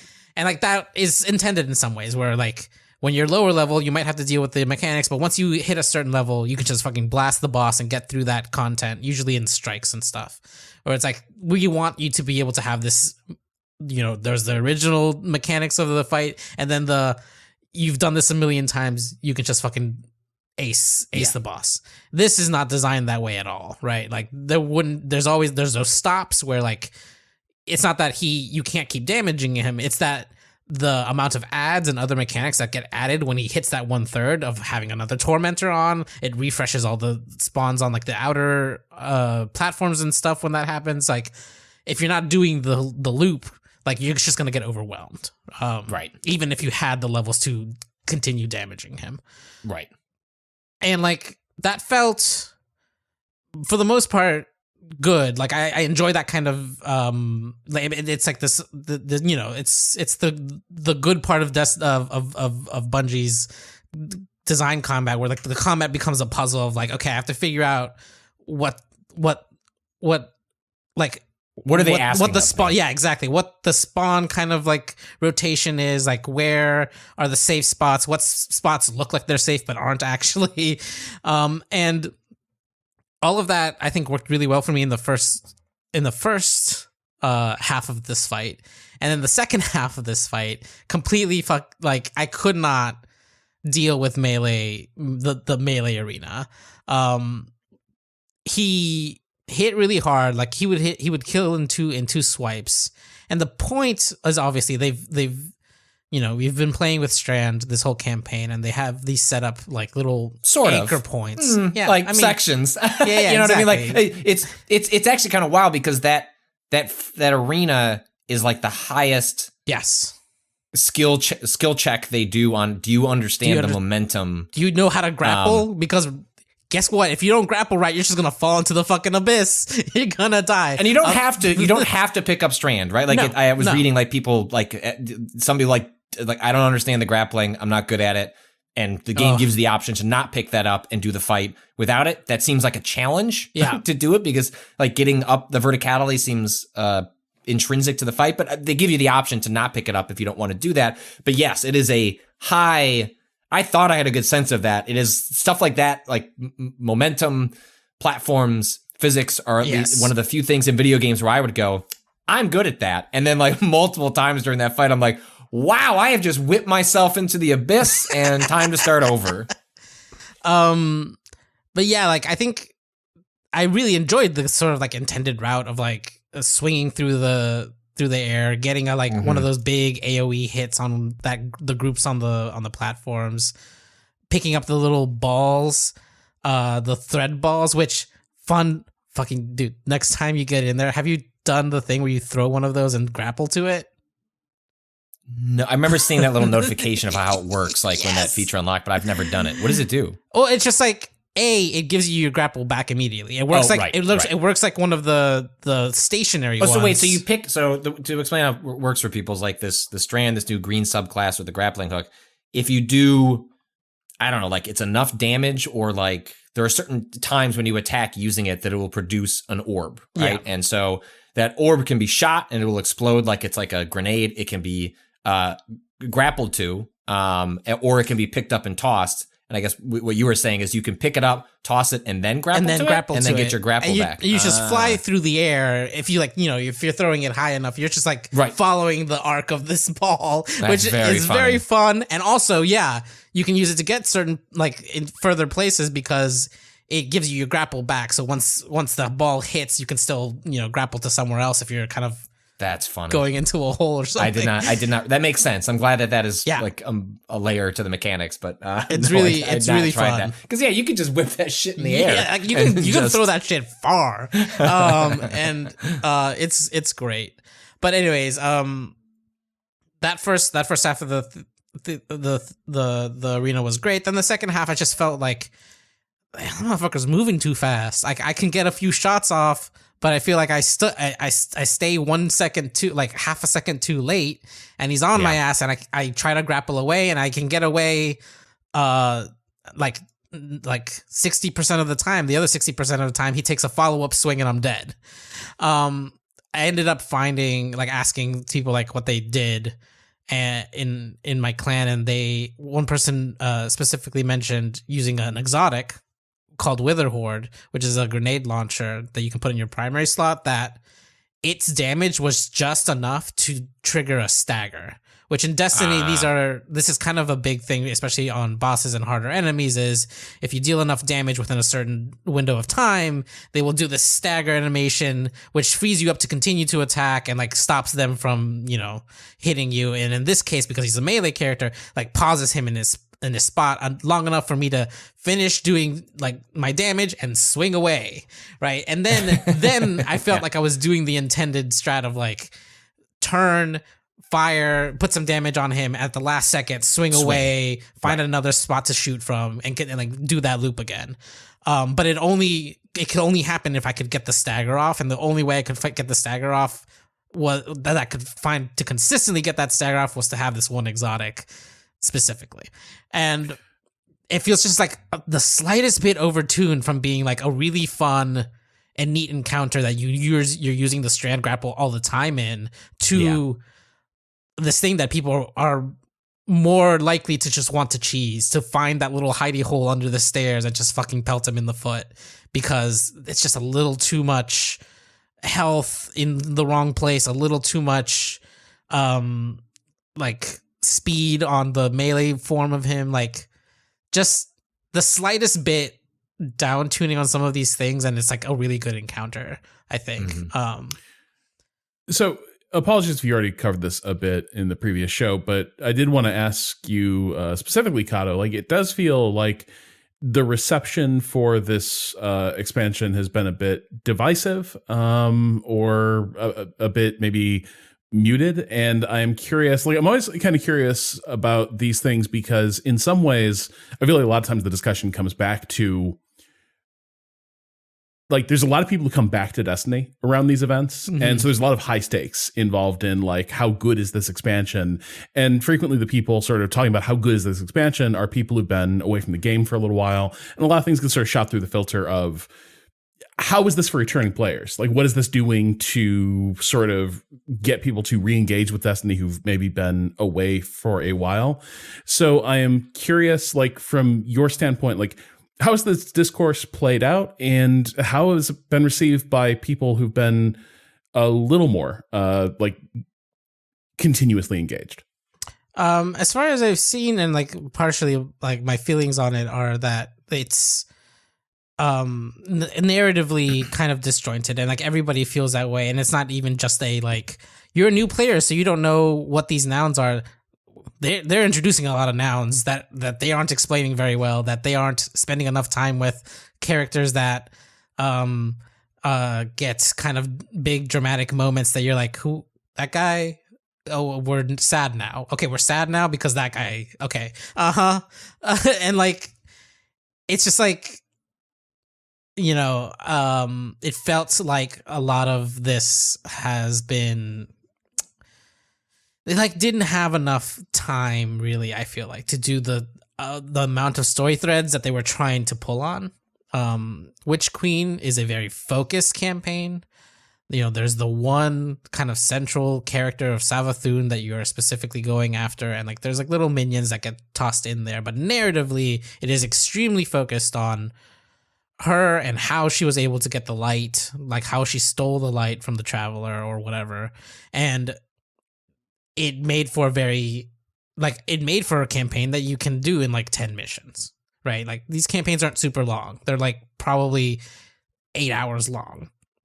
Like just if you just do the missions. Yeah. Obviously the expansion includes all the seasonal content. It includes other quests post-campaign. It includes much more than just the campaigns. But oftentimes, like you're saying, people returning are just going to click through these missions. And like this is kind of the point of whether they'll stick around or not, is how good these specific set of missions are. And as far as Lightfall goes, this does, I think, a worse job than the Witch Queen did last year of presenting a cohesive narrative that seems worth sticking around to see what else happens after. Now, mechanically, as far as like people who've been around, a lot of the like quality of life changes, a lot of the changes they've made to crafting your builds, the sort of new guns that they've introduced, the strand powers and how that that class feels to play once you've unlocked it and gotten to like mess around with all the different options that it gives you after the campaign. Like all of that has been received pretty like well and is really good. But even like the old Destiny heads that I've played with and talked to about the campaign are like, the story was kind of mid, and it's like not really what we're here for. But like all of the changes that they've made are so good that it's like, you know, overall okay. It's good, but not amazing. It feels like setup. Without explaining what happens in the final moments of the campaign, like the final cutscene is like, come on. Like, all right. Like, it feels like prologue. Yeah. It was like there's table this setting. This expansion isn't called the final shape. You know, like the next one is. Yeah, it is sort of, you know, it is, you know, if you watch a television show, right? Like, the penultimate episode is often doing table setting for the final episode, right? Like, whereas like, all right, well, not really paying anything off here. We're kind of spinning plates to get characters into position. And there's a little bit of, it ultimately feels like a side quest. Like, okay, we're going to put the characters over here because we're setting up for what's going to happen in the big final arc that is coming presumably next year. And this is the thing about them doing like one too many things, right? Is like they're introducing a new planet, like entirely new planet that like has people living in it. Like they have to like imply a lot of things, and like they have these new characters in the Cloud Striders of just like, okay, we're being introduced to new people that have powers elsewhere in the universe that aren't based around the Traveler. That could be, like, they could do interesting things with that. None of that's in the campaign. You're going to find there's some post-campaign stuff where like they kind of go deeper into like the structure of this society and like how they honor their dead, which is really interesting. And like, yeah, I just started doing that one last night. It's like, oh, this is really cool. Like we're getting real insight into what this society is like and like what they like, you know, what they believe about their lives and what they leave after. Yeah, what does it mean to honor like a highly computerized, network connected society? What does a gravestone look like? What does that mean? Like, I mean, like it's neat. It's cool shit. Yeah, and like it's not because of the propulsion of the campaign that is like we're moving towards this end game. It like attempts to build a bunch of stakes that ultimately don't amount to very much of anything. It's just like, here's a bunch of stuff to do so we can show you this cutscene that is clearly setting up like something else, all the other MacGuffins for, you know, the finale. And it almost seems like it would have been better. Like there's too much on its plate. Like if it had just been the introduction of this planet and it's like, hey, you want to go like see what's going on here? And it could have spent more, like if kind of like one of the main quests had been about the death of a character and like how the society works, I would have like way more interested in having that fleshed out with the budget of a main campaign mission than like I don't know, you know, defending the Cloud Arc from, you know, an invasion. You know what I mean? Like it's just feels like the priorities the metaverse are off. Needs to be reset. yeah. I just feel like priorities were off, and it's juggling a lot of things as it moves towards whatever end game is in the works for Destiny 2, and so I think that's where I kind of came down at it as well. Is like there's some interesting things happening, but it just feels like it's biting off more than it can chew for like what is actually possible in like this isn't a sequel, right? Like it's not. This is not Destiny 4. It is an expansion, and like within those the constraints of the resources like that, I think it falters in what it's trying to accomplish. Yeah. And so as people are listening to this, they can probably tune in and check out Kato. Kato is not going to be done with the raid at this point. Didn't it take you a day and a half last time? Yeah, we didn't even. But will Kato still be streaming? Who knows? But I assume Kato will have a pretty epic session. If Kato is not in small claims court as well, we figured it out. I yelled at a person. That doesn't fucking happen very often. Kato, go to small claims court. Are they gonna like eat the full cost of their barely? They're getting out of $20 and they're paying in segments. It's a thing. Loathsome. Like real estate brokers. Yeah. You know what's funny is we have so many like listeners who are like, oh, I know a little bit about stuff. I've never heard from a real estate broker at all. Like nobody will cop to doing that job. Nobody's like, oh yeah, that's me. I'm a professional middleman. I'm really good at not finding apartments you'll like and taking a month, 2 months rent just for the privilege of being the person to be like, yep, you can rent that apartment. Sorry, I mishandled your paperwork and you didn't get it. Goodbye. God. I tweeted about that saga if you want to go find my tweet about what happened. But yeah, it's New York is a hell of a place. Don't work as a worker if you can avoid it. But it was one of those like, this place is good enough. Not good enough. This place is good enough to overlook the fact that it has a fucking broker's fee. And it ends up it's going to be good enough. We're going to get better floors than we bargained for. Thanks to all that sanding. So really, it's kind of devious how it worked out, Kato. You're going to get like redone floors. Yeah. To sort of clean up the painting you shouldn't have done. That we were told was okay. So tomorrow, you're going to be out raiding. Yes. And do we know broadly what the conceit of this raid is? No, this is the big thing about raids. It's like you don't know anything except sometimes they drop a name. I haven't even been paying attention because I try to avoid all the spoilers. But they drop a name, a little teaser of like the entry area, which never really matters. But it is aboard one of the pyramid ships. But I mean, we can say the title. Is the title too spoilery for you? Yeah, no, that's a cool fine. title. That's fine. The Root of Nightmares. Yeah, it's sick. That's good. That's good. And it like has some really interesting, visuals. And if you haven't started the Lightfall campaign and want to skip ahead of a minute, I'm going to talk about something that happens in the opening cutscene that was pretty neat.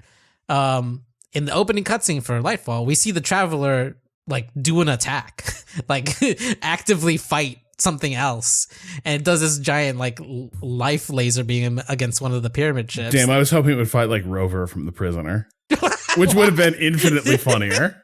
What is Rover? It's like the big ball that chases people. It just chases.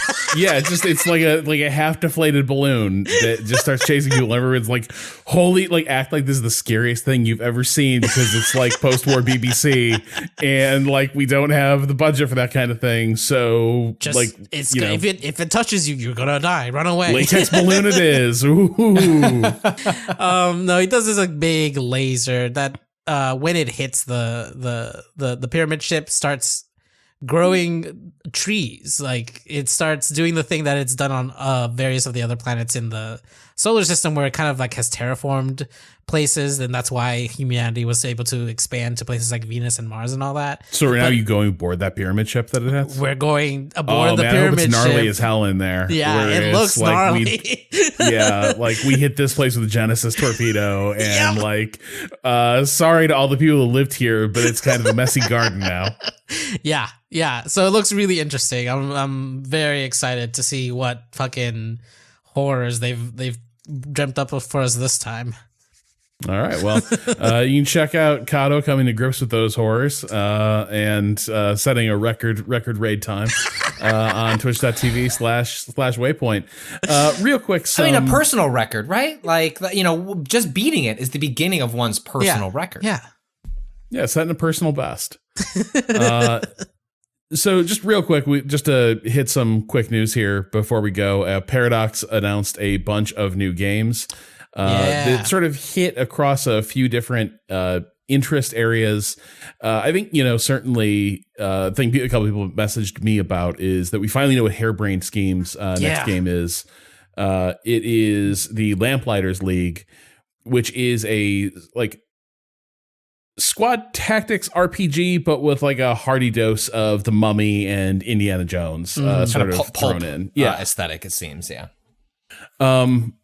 couldn't really tell too much from like the trailer and screenshots, but it definitely looked interesting in terms of like it looked like a fair bit of that really crunchy like squad tactics, like moving around the battle space, but then abilities that are a little more like, again, in keeping with pulp comedy sensibilities, and a campaign structure that also seems to sort of play off of that and maybe has some branching along the way. I hadn't seen the screen. I saw the trailer. I didn't realize that there were screenshots. I just looked this up on Steam. Like the art direction is very cool here. Yeah, it looks really neat. Been waiting to hear from Half-Brained since BattleTech. Sad it's not mechs, but this still looks neat. Yeah, this kind of thing. I was sort of sitting there, I was sort of reconciling myself with is like, we're never gonna get BattleTech 2, are we? It's not. No. And also to an extent, I'm like, do we need BattleTech 2 necessarily? Because like I want more, but do I just? I know, but fundamentally, like, what do I want? I want more BattleTech, but with like a new campaign, and like that's kind of it. So I get why they would move on. And this looks neat, but I am still lighting candles for BattleTech 2. We also found out they are finally Colossal Order is finally moving on from City Skylines, and they're making City Skylines 2. And I would say, obviously, like, that is at this point an old city builder, and they've been sort of pushing its limits for a while. Like, I think a couple of years ago they were talking about one of like the real limits to different models of urbanism that they can have in their game is that just the way zoning works, the foundational levels, they couldn't do like mixed use. And so that rules out an entire like type of really common city design that just doesn't exist in that game. But I will say the thing that leaped out in the trailer, at least, was it was just cars and streets. And I know that like for a lot of folks that like is a huge part of the city builder, and that's certainly a big part of City Skylines, was managing those ridiculous highway interchanges. But I was really struck by the degree to which the trailer was kind of leaning in on a model of city builder that, one, like doesn't like entirely reflect a lot of different trends and schools of thought in like urban design and urban spaces, but also it's like it doesn't even really reflect Colossal Order's past. As you remember, Colossal Order, before they made City Skylines, made transit games. They made transit strategy games where, like, yeah, the city built and grew, but like what they were fundamentally making was like multimodal intra-city transit sim, like multimodal intra-city railroad empire was kind of what they were making. And you can detect some of that DNA in City Skylines because, like, when you do unlock all the options for transit in the city, you can really drill down into like, I gotta perfectly time these bus routes and create the most efficient like transit machine possible. But like in this trailer, it's certainly putting like streets and cars at the center of things, and that kind of rules out, I think, a lot of people's dream cities. I'm not even talking about like the politics of car culture necessarily, but like if you want to create like thriving old world downtowns, right, where like they aren't even like built up for cars, and like they're fundamentally pedestrian and like, trolley or transit spaces. Nothing in that trailer said we're going to support that. Again, it's a rendered trailer. It's basically cinematic. So maybe they're just showing what's going to get people fired up. They're showing off like improvements in, engine and graphics. But that's one thing that leaped out at me, was that the thread with a lot of their expansions has been, we understand, like, you want to see us support different approaches to laying out a city and having people move within it. And here this trailer was like, and now we're getting back to basics. Highway ramps. I don't know. I guess for me, like the thing that probably raised my eyebrows the most was, and we'll find out more soon, but like Life by You. Yeah, it's like their Sims competitor, right? At least that's how it's been described. Now, I like competition. It's the only way things get better, Rob. Yeah, but boy. You're going up against, it is such an entrenched incumbent in this space with like infinite expansions supporting like a ton of different they just keep my way of discovering whether how does the Sims community feel is, you know, how does Emily Lipstein at Motherboard feel about the Sims? Both Emily and Gita Jackson, both big Sims heads, and was like a new expansion would get like a link would get posted in Slack, and like, what do they think of it? Like, I know that Emily was like losing her mind over like, I think it was like a baby focused, like, I don't know, like a family focused, I don't know, like, but the Sims babies. seems like it's in a good place. Yeah. They added real babies that did baby things. Unlike the it was like a big old deal, like a babies. long requested feature by the community. So I don't know, that is a tough one. I mean, babies certainly used to act essentially like little Sim eggs. They just kind of sat there, and then eventually a child Sim would pop out that would actually act like a child and be simulated.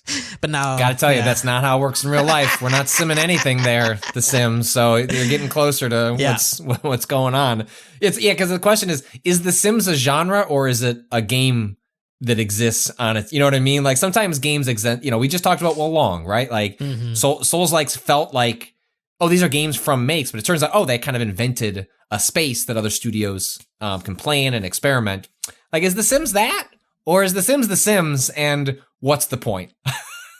I don't know. I don't have a good answer there. And Paradox is an interesting studio to try and, like, I know they're bigger than they've ever been, but like, they're not EA. Well, so some of this comes down to like you always have the big question with Paradox of there's Paradox Development Studio, which is the core studio in Stockholm. And then there's always been like Paradox the publisher. And for a long time they had a really checkered past in terms of like publishing stuff from other developers outside Paradox. Patrick, you've talked about that the Deep Silver like vibe magic. Like Paradox's was even more like, ooh, we could be making some mistakes here. And I think they've tried to shore that up, and as part of that strategy shift, I think they also work through a lot more like Paradox subsidiary studios now that are So I didn't realize this. Paradox Tectonic, and this is actually a studio, one of Paradox's internal studios, and it was founded by Rod Humble, who, creator, lead designer on The Sims Second Life. So that certainly moves the needle a little bit in terms of, will this be able to, take out The Sims? No. Right. Could it be fundamentally interesting and worth checking out? Okay. Like now I'm like more interested than I was before, knowing the actual talent that is working on this, as opposed to Paradox just saying, we're going to make a Sims like. It's like, okay, right. Why? But then Rod Humble doing is like, okay, well. And you got to believe, sure. You got to believe like a Humble would like understand, like you're going to have to, you would go into the space like knowing you have to do something different. Yep. There's going to be a different emphasis. Speaking of things being a little different and sort of mech shaped, I guess Paradox is hopping on the auto battler craze a couple years late, but it's a mech auto battler, Mechabellum. I missed this. Wait, what? Sorry, what? Sorry, Mechabellum? Mechabellum search. Like Antebellum? Yeah, exactly. It's Mech War. And it does look pretty cool. Like if you just like the idea of I don't know, the vibe it gives to me is if you love like looking through Games Workshop catalogs and just imagining like, man, imagine if I had took the time to paint all that shit and like lay it out on the board in beautiful serried ranks and then just pushed it all into the other army and like all hell broke loose. That'd be really fun. This seems like that game. That seems fun. It does look neat. I'm just I'm curious what they're doing with the auto battler sort of template at this point. We should all apply for the closed beta for this. Yeah, I'm gonna. Yeah, absolutely. Let's see if we can get in this, because this is neat. I wanna put on your media mustache. I am not a video game reporter. Let me into your closed beta. So I guess things we're not going to play for a little while. Patrick, Starfield, we got a date, but not necessarily the date we were told before. Yeah, when it was delayed out of last holiday, essentially, I don't know. They kind of committed to a win. They said like it was like early-ish 2023. I don't know, but like it seemed like pre-summer. And then the more we went on with zero details about the game, once we got a date for Redfall in May, a game that influencers have been talking about an event. Maybe we will have someone at an event that can finally tell us what Redfall is. Hopefully that's an answer we can have in the near future. But like once that game was coming out in May, it's like, I mean, Starfall, they were gonna wait. And frankly, it's the kind of game that, as messy as Microsoft's first party publishing has been in the past decade, like this game specifically, like I want to be good. I want it, like I did not like Fallout 4 at all, but Fallout 3, New Vegas, like Skyrim, like those are some all-time favorites of mine. I want Starfield to be good, and so the longer it has to kind of bake, the more excited I am for that. I think it was like, as Jason Schreier said on Twitter, is like, it's not like it'll be bug free, but maybe the bugs will be more interesting. And that's what the polish phase of a Bethesda open world game is in the closing kind of segments of development. And so, yeah, I think September 6th is the date. June 11th, we'll get what they're calling kind of a Starfield Direct, a really in-depth look at what that game is. If you watch the kind of delay/date announcement trailer, there is like a little bit of footage in the background. I know that when I saw that the final, that kind of reveal trailer, we saw some gameplay. Yeah, I still didn't see very much, but I do know that the combat made me go, and I don't know, that's something that can be overhauled in a year and a half, but if there was anything that I was hoping to look better by the time that game dropped, it's like, I don't need it to play, like Destiny, but what I saw was closer to Fallout 3 and 4, and right. I'm sort of, I need that to be a little better, hopefully. So no faith. So yeah, September 6th. My guess is they hit that date. I think that is pretty much in stone at this point. Okay, so let's dip into the question bucket real quick here before we call it a day. Remember, you can send us all your questions at gaming@vice.com with subject line questions.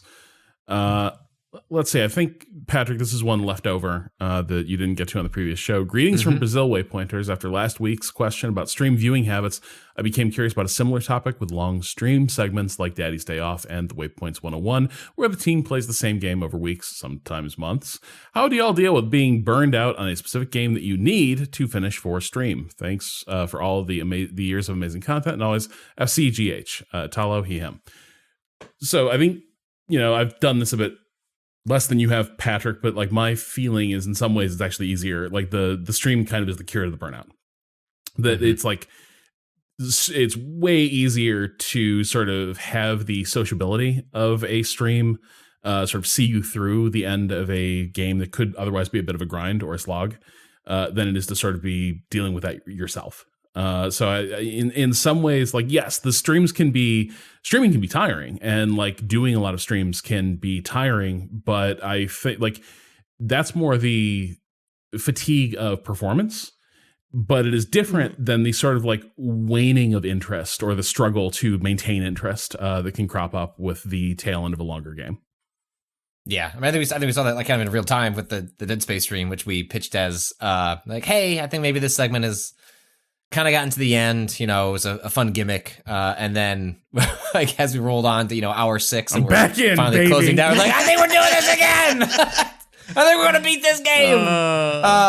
And yeah, I'm with you. Like the social/performance layer is actually, that's why I pitched like the Daddy's Day Off stuff, was like, I'm just not going to play Elden Ring all the way through left to my own devices. And that is a function of free time, but also just a function of, exactly what this is kind of scratching at, is like getting through a long game and what comes with that, and being able to do that with not like it is an audience, because that is definitely the relationship that we all have with it, but just, I don't know, other people. It's the closest I get to like doing it on a couch with somebody else. Yeah. Like doing that with the Waypoint audience is like, that fundamentally makes the aspect of playing the game, just if not, it does make it frequently more interesting, but on a very base level, it just makes it different.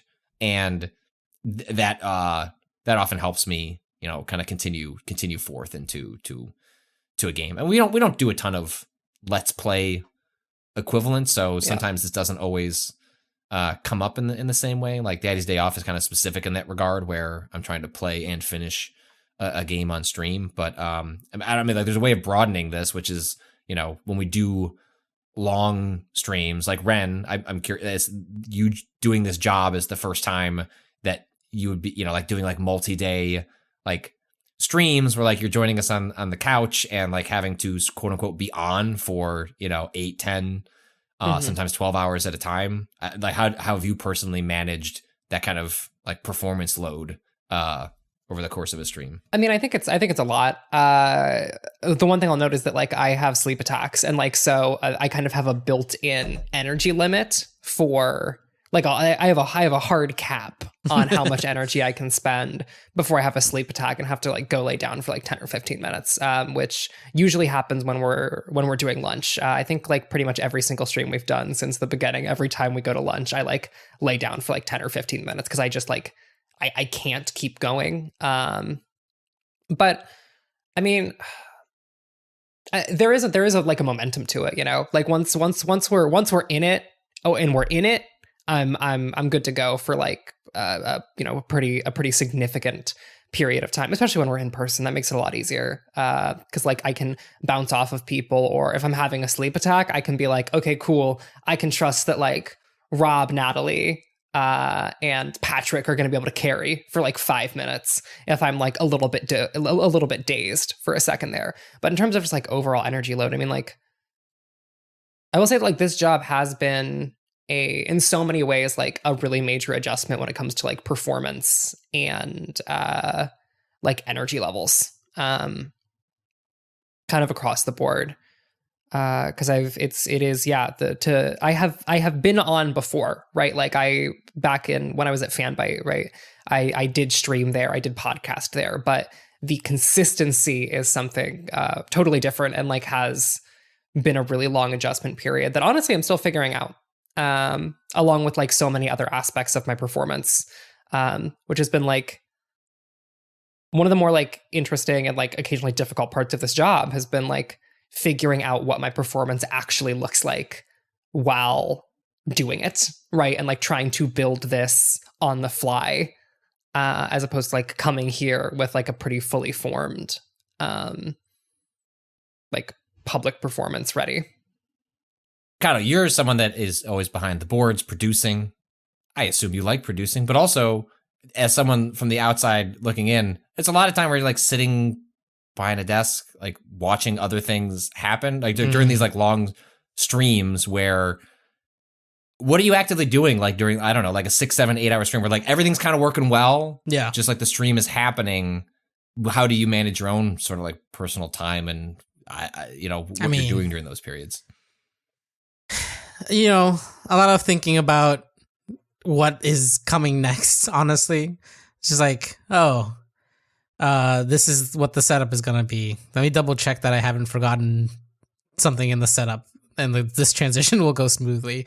And if I've done those checks already, you know, there'll be just like moments of like paying attention to what's happening so that like if there's a production, like if I can bring up text or something or like get a link for someone, I can do that sort of thing. So it's like, you know, partially it's also funny because before I came to Waypoint, I was a fan of Waypoint. So it was just like, I'm watching the stream. Like, once I've done the setup and gotten it running smoothly, I'm watching the streams I used to watch. Old Kato appears. Yeah, exactly. So it's kind of like, oh yeah. But now like I have a direct influence on like, if like, you know, that sort of impulse of like, oh, I know this thing. I can send you a link to this thing you're talking about. Which like in chat, like we don't allow links. So like it gets cut off and it's just like, oh, hey, I'm helping what's happening on the screen happen. So it's like, you know, I'm just actively, I'm watching, right? I'm watching for things. I'm listening to the sound and often also sometimes scanning chat to see if there's too many complaints of certain stuff or like what have you. But now, Kato, you are also one among a number who has a little bit of the ADHD. Uh-huh. And I am curious from the standpoint, like I'm curious if there's a bit of an effect of like the better a job you do, are you kind of punished with less to do during the stream? Like, because when I think about like when it's most hectic for a producer, that's usually means like things are probably a little fucked up, but also like if things are going really smoothly, to me it seems like at that point now it is a question of like can you remain dialed in on something that is running pretty smoothly. It's the classic problem of honestly this has become an issue with like piloting planes, where so much of the thing sort of like the plane does fly itself substantially for extended periods, that like maintaining crew readiness in the face of things going really smoothly can be a real challenge, because suddenly it's like, okay, well, for 2 hours you just kind of have to watch these monitors and make sure everything stays cool. And I'm curious if that like comes up for you as a stressor. Not as much. I feel like the other side of the ADHD thing is also the hyperfocus, like the hyperfocus, and like I can find myself doing the hyperfocus thing in the producer's chair of just like second to second I'm watching the little bounce on the fucking voice meter and being like, shit, did someone just clip? Beautiful. Great. I can adjust that like 1% down. Oh, people now they're a little soft. I'll adjust that 1%. Like, right. I've luckily. So to us, it looks like the stream is like all chill. Like Kato doesn't have shit to do. But in Kato's head, it's that like video of like the two rig workers, like throwing gears and like drill bits and getting covered in the slime. And like sometimes, it does happen that the attention wavers from that being that dialed into specific like the being that like specifically honed in on a single detail to like a different detail where like then something slips by on like, oh, there was a little bit too loud audio, but like for the most part it's not a sort of wavering on the whole project. It's a wavering on what detail I'm most focused on at any one moment, that sort of thing. It's like my hyper focus is just shifting from small thing to small thing, and hopefully it doesn't shift at the wrong time for the thing I'm supposed to be paying attention to. But hopefully the power will continue to use itself for good. For good. Yes, exactly. But yeah, for the most part, I feel like part of the reason I was ever interested in Waypoint is that everyone who has been here past and present are entertaining, right? Like I think we're all a good crew that puts on a good show. And so like just watching that is like fine in and of itself as far as like any sort of boredom would like ever set in. But I don't know. I like what we do. We do good stuff. Yeah. All right. So this next question is near and dear to my heart. And I'm just curious what the spread is on this. A friend and I walked 30 minutes in the cold to one of our favorite taco places last night because public transit was down. What's the furthest you would trek for a specific food craving? The tacos were great, by the way. The furthest.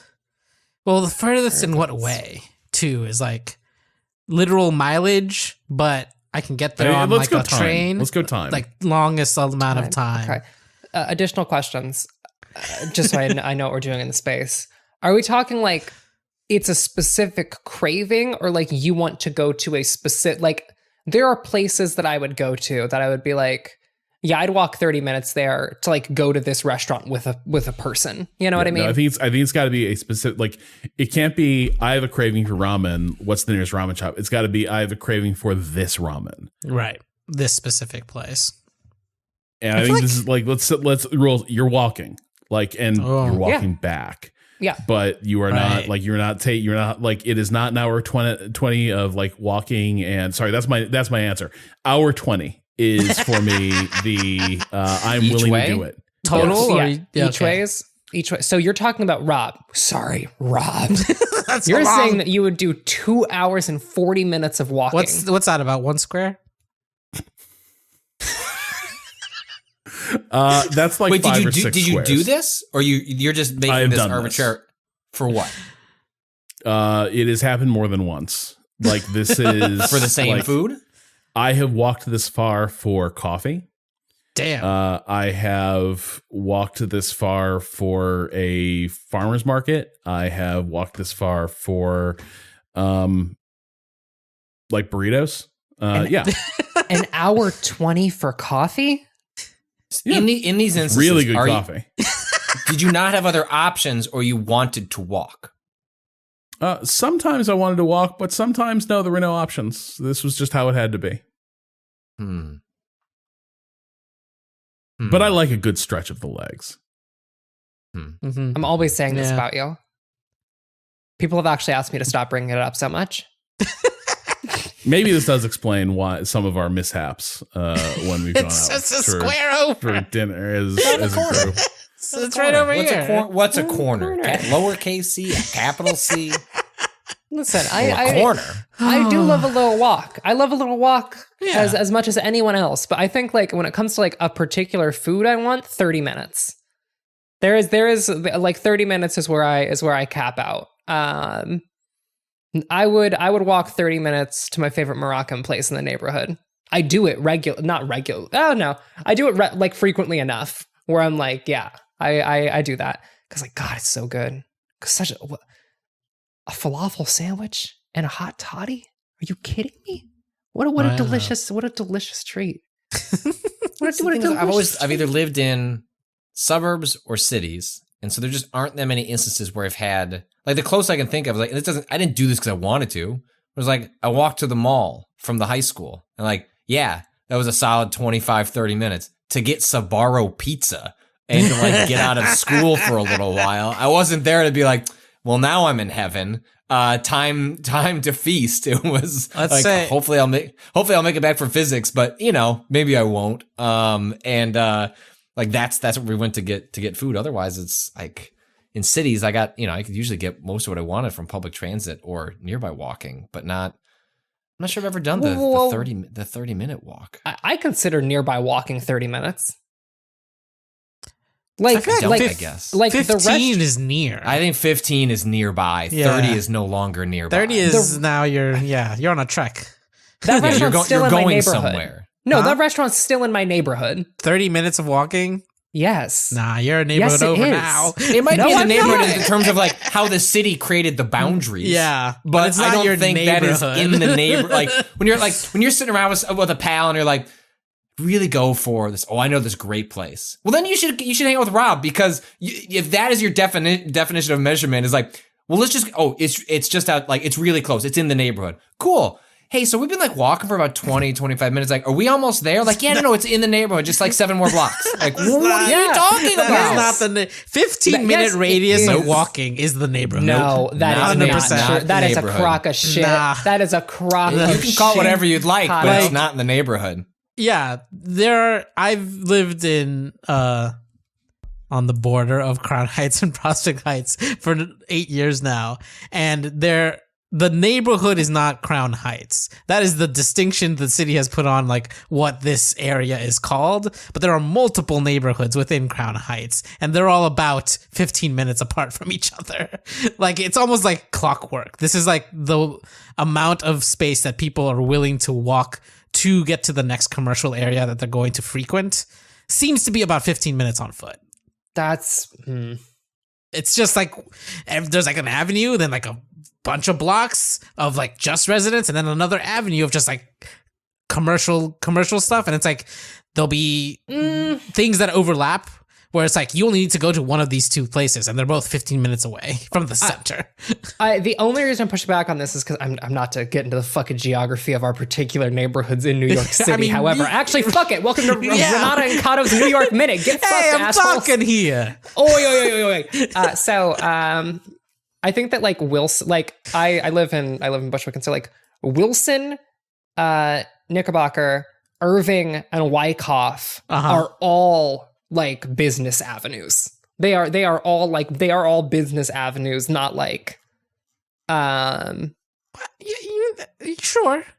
And like that I can, which is to say that like I consider those that, because like, okay, if we're talking about like, if you're telling me I'm going all the way to like the edge of Ridgewood, then yes, that is a different neighborhood. But like, if I can, this is the thing. The like, if you like look up on Google Maps where the edges of Bushwick are, that is not a single neighborhood to me. There's like, that's kind of the thing. It's like there's the larger like neighborhood as like section of borough. Yeah. And then there's neighborhood, like immediate the places that you're environs actually and- regularly yeah. going to, like almost every day or every other day if you don't Right, leave I your think house like that often. 30-minute walk, you're crossing multiple like neighborhoods by that definition. Yeah. Yeah, that's Yeah, I also, to be fair, I also am surrounded by people who walk a lot. Like when I went out like with my girlfriend, it's like, oh yeah, it's just around the corner, and that is a 20-minute walk. Like it is exclusively like 40 to 50 minutes is where walks cap out in terms of like how far people are willing to go, including like when it's like relatively chilly out. And so I guess, you know, this is a fair point. My perspective has become skewed. I wouldn't, I think, regularly do this. Like, I think my limit is around 30 minutes. But I did once walk an hour for dim sum because I was with a friend who didn't want to take the subway during the pandemic, which was like, fair. Don't go into the crowded. So we walked an hour from Brooklyn to Chinatown. And that dim sum was fucking delicious. It was worth it. I don't think I would ever actually do it of my own volition without somebody else being there to like, yeah, come on, let's do this. It'll be a nice walk. And then I'll be like, yeah, sure. But like me, myself, 30-minute radius, that's going to get me good. That's probably it. I feel like I've walked 30 minutes for food before. Because it's like I always, you're walking back, it's 30, you're taking an hour of travel time. And like an hour on foot, that's a lot of time on foot. Did fucking 2 hours for leave my legs alone. Real good Chinatown dim sum. It was really great. Yeah, I mean, that's like, that for me is definitely, that's like, it's got to be really special. But there have been moments where it's like, transit either doesn't run out to this place, or the transit options are truly like just a nightmare gauntlet of transfers with lots of possibilities for missed trains and buses that will like leave you stranded. At which point I'll just be like, hey, you know, the whole night's going to be a little experience built around these delicious burritos or whatever. And like that's that's me. And sometimes this does backfire on people who are hanging out with me. I think that's fine. I think now we know. I think we can be prepared. Now expectations are set. Yeah. All right. And with those expectations properly calibrated, that is a wrap on today's episode of Waypoint Radio. If you want more from Waypoint, you can follow us on Twitter at Waypoint, Facebook and YouTube at Waypoint Vice. You can follow me on Twitter at Rob Zachney. Kato, where can people follow you? You can follow me on twitch.tv/Waypoint. Go there right now, and we're probably still rating. Does it matter when you started listening to this episode? No, it doesn't. We're probably still rating. But I'm on Twitter at @A_Kato_. A_Kato_. What did I say that twice? A_Kato_ appears. I think we actually got that 3 times, Kato. Patrick. You can follow me at A_Kato_ appears. You can also follow me on Twitter at A_Kato_ appears. Oh, shit. Perfect. You can also check out what we published at A_Kato_ appears. And thanks to Waypoint Plus, we've been able to have a bunch of fun streams lately. Patrick and I returned to the Ishimura for what was supposed to be our Dead Space finale, but no, we're all in. We love us the Dead Space. We got 4 more chapters to go, and we're gonna see this. Valor through. just showed up, and I'm sure things are gonna be good. It's gonna be a good time there. Such a good sequence in the game. We'll I don't know if we're committing to doing that next week. About some other things we want to try out, but we got to wait for my boondoggle monitor to show up. Yes. The amount of setup that Rob has to do for that, I think that's a good marker. We should bring it back when your setup is more normal, because that was a huge pain in the butt for you to get together. So we will revisit, and we will finish Dead Space sometime in the nearest future for sure. And of course, yes, you can go to twitch.tv/Waypoint and watch Kato set that PB for the new raid.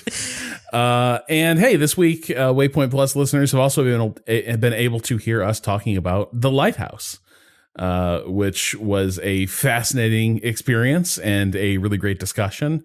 And we did a deep dive on how inevitable was the ultimate like conflict and disaster befalling the two weirdos. How inevitable was that versus how much of it was contingent on circumstance? So that was a major thrust of the conversation. And if that sounds good, or if you just want more Waypoint, you can go to waypointplus.com and subscribe. Not only do you get access to our premium feed, but you're also helping support Waypoint and everything else we do here. And if you want to show not just support, but zeal, go to waypointgeneralstore.com to buy some of our fine Waypoint merch. Our theme music is by Bowen. The track is Miss You off the EP Pale Machine. Learn more at waypoint.zone/BOEN. For now, we are calling time on this week. We will talk to you again next week. Until then, fuck capitalism. Go home, or in Kato's case, go on vacation. Well, go move. Yeah, vacation's kind of a, yeah. It wasn't supposed to happen this way. I thought, surely we'll have moved by March. I will simply use my vacation days and as close as I can to that fucking deadline. These 5 days, I was like, these 5 days are me to enjoy my new office. And instead it was, these are 5 days are to sort of half move into your half finished office. Yeah. And mostly like sit quietly and try to recover from the agony of construction. But either way, fuck capitalism, go home, go on break, do whatever it is you need to do. Go lay down.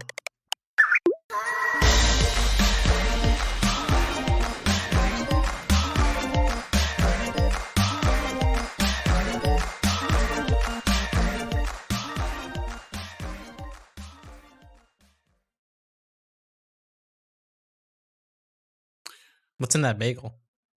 It was a safe space for her to start eating because we were talking about Destiny for 15 minutes. You can keep eating after. I mean, you don't have to answer. You can answer this question later. It's fine. We can Think about it. Ruminate on the flavors, the flavor profile in your mouth. American Pepper Jack. God damn it.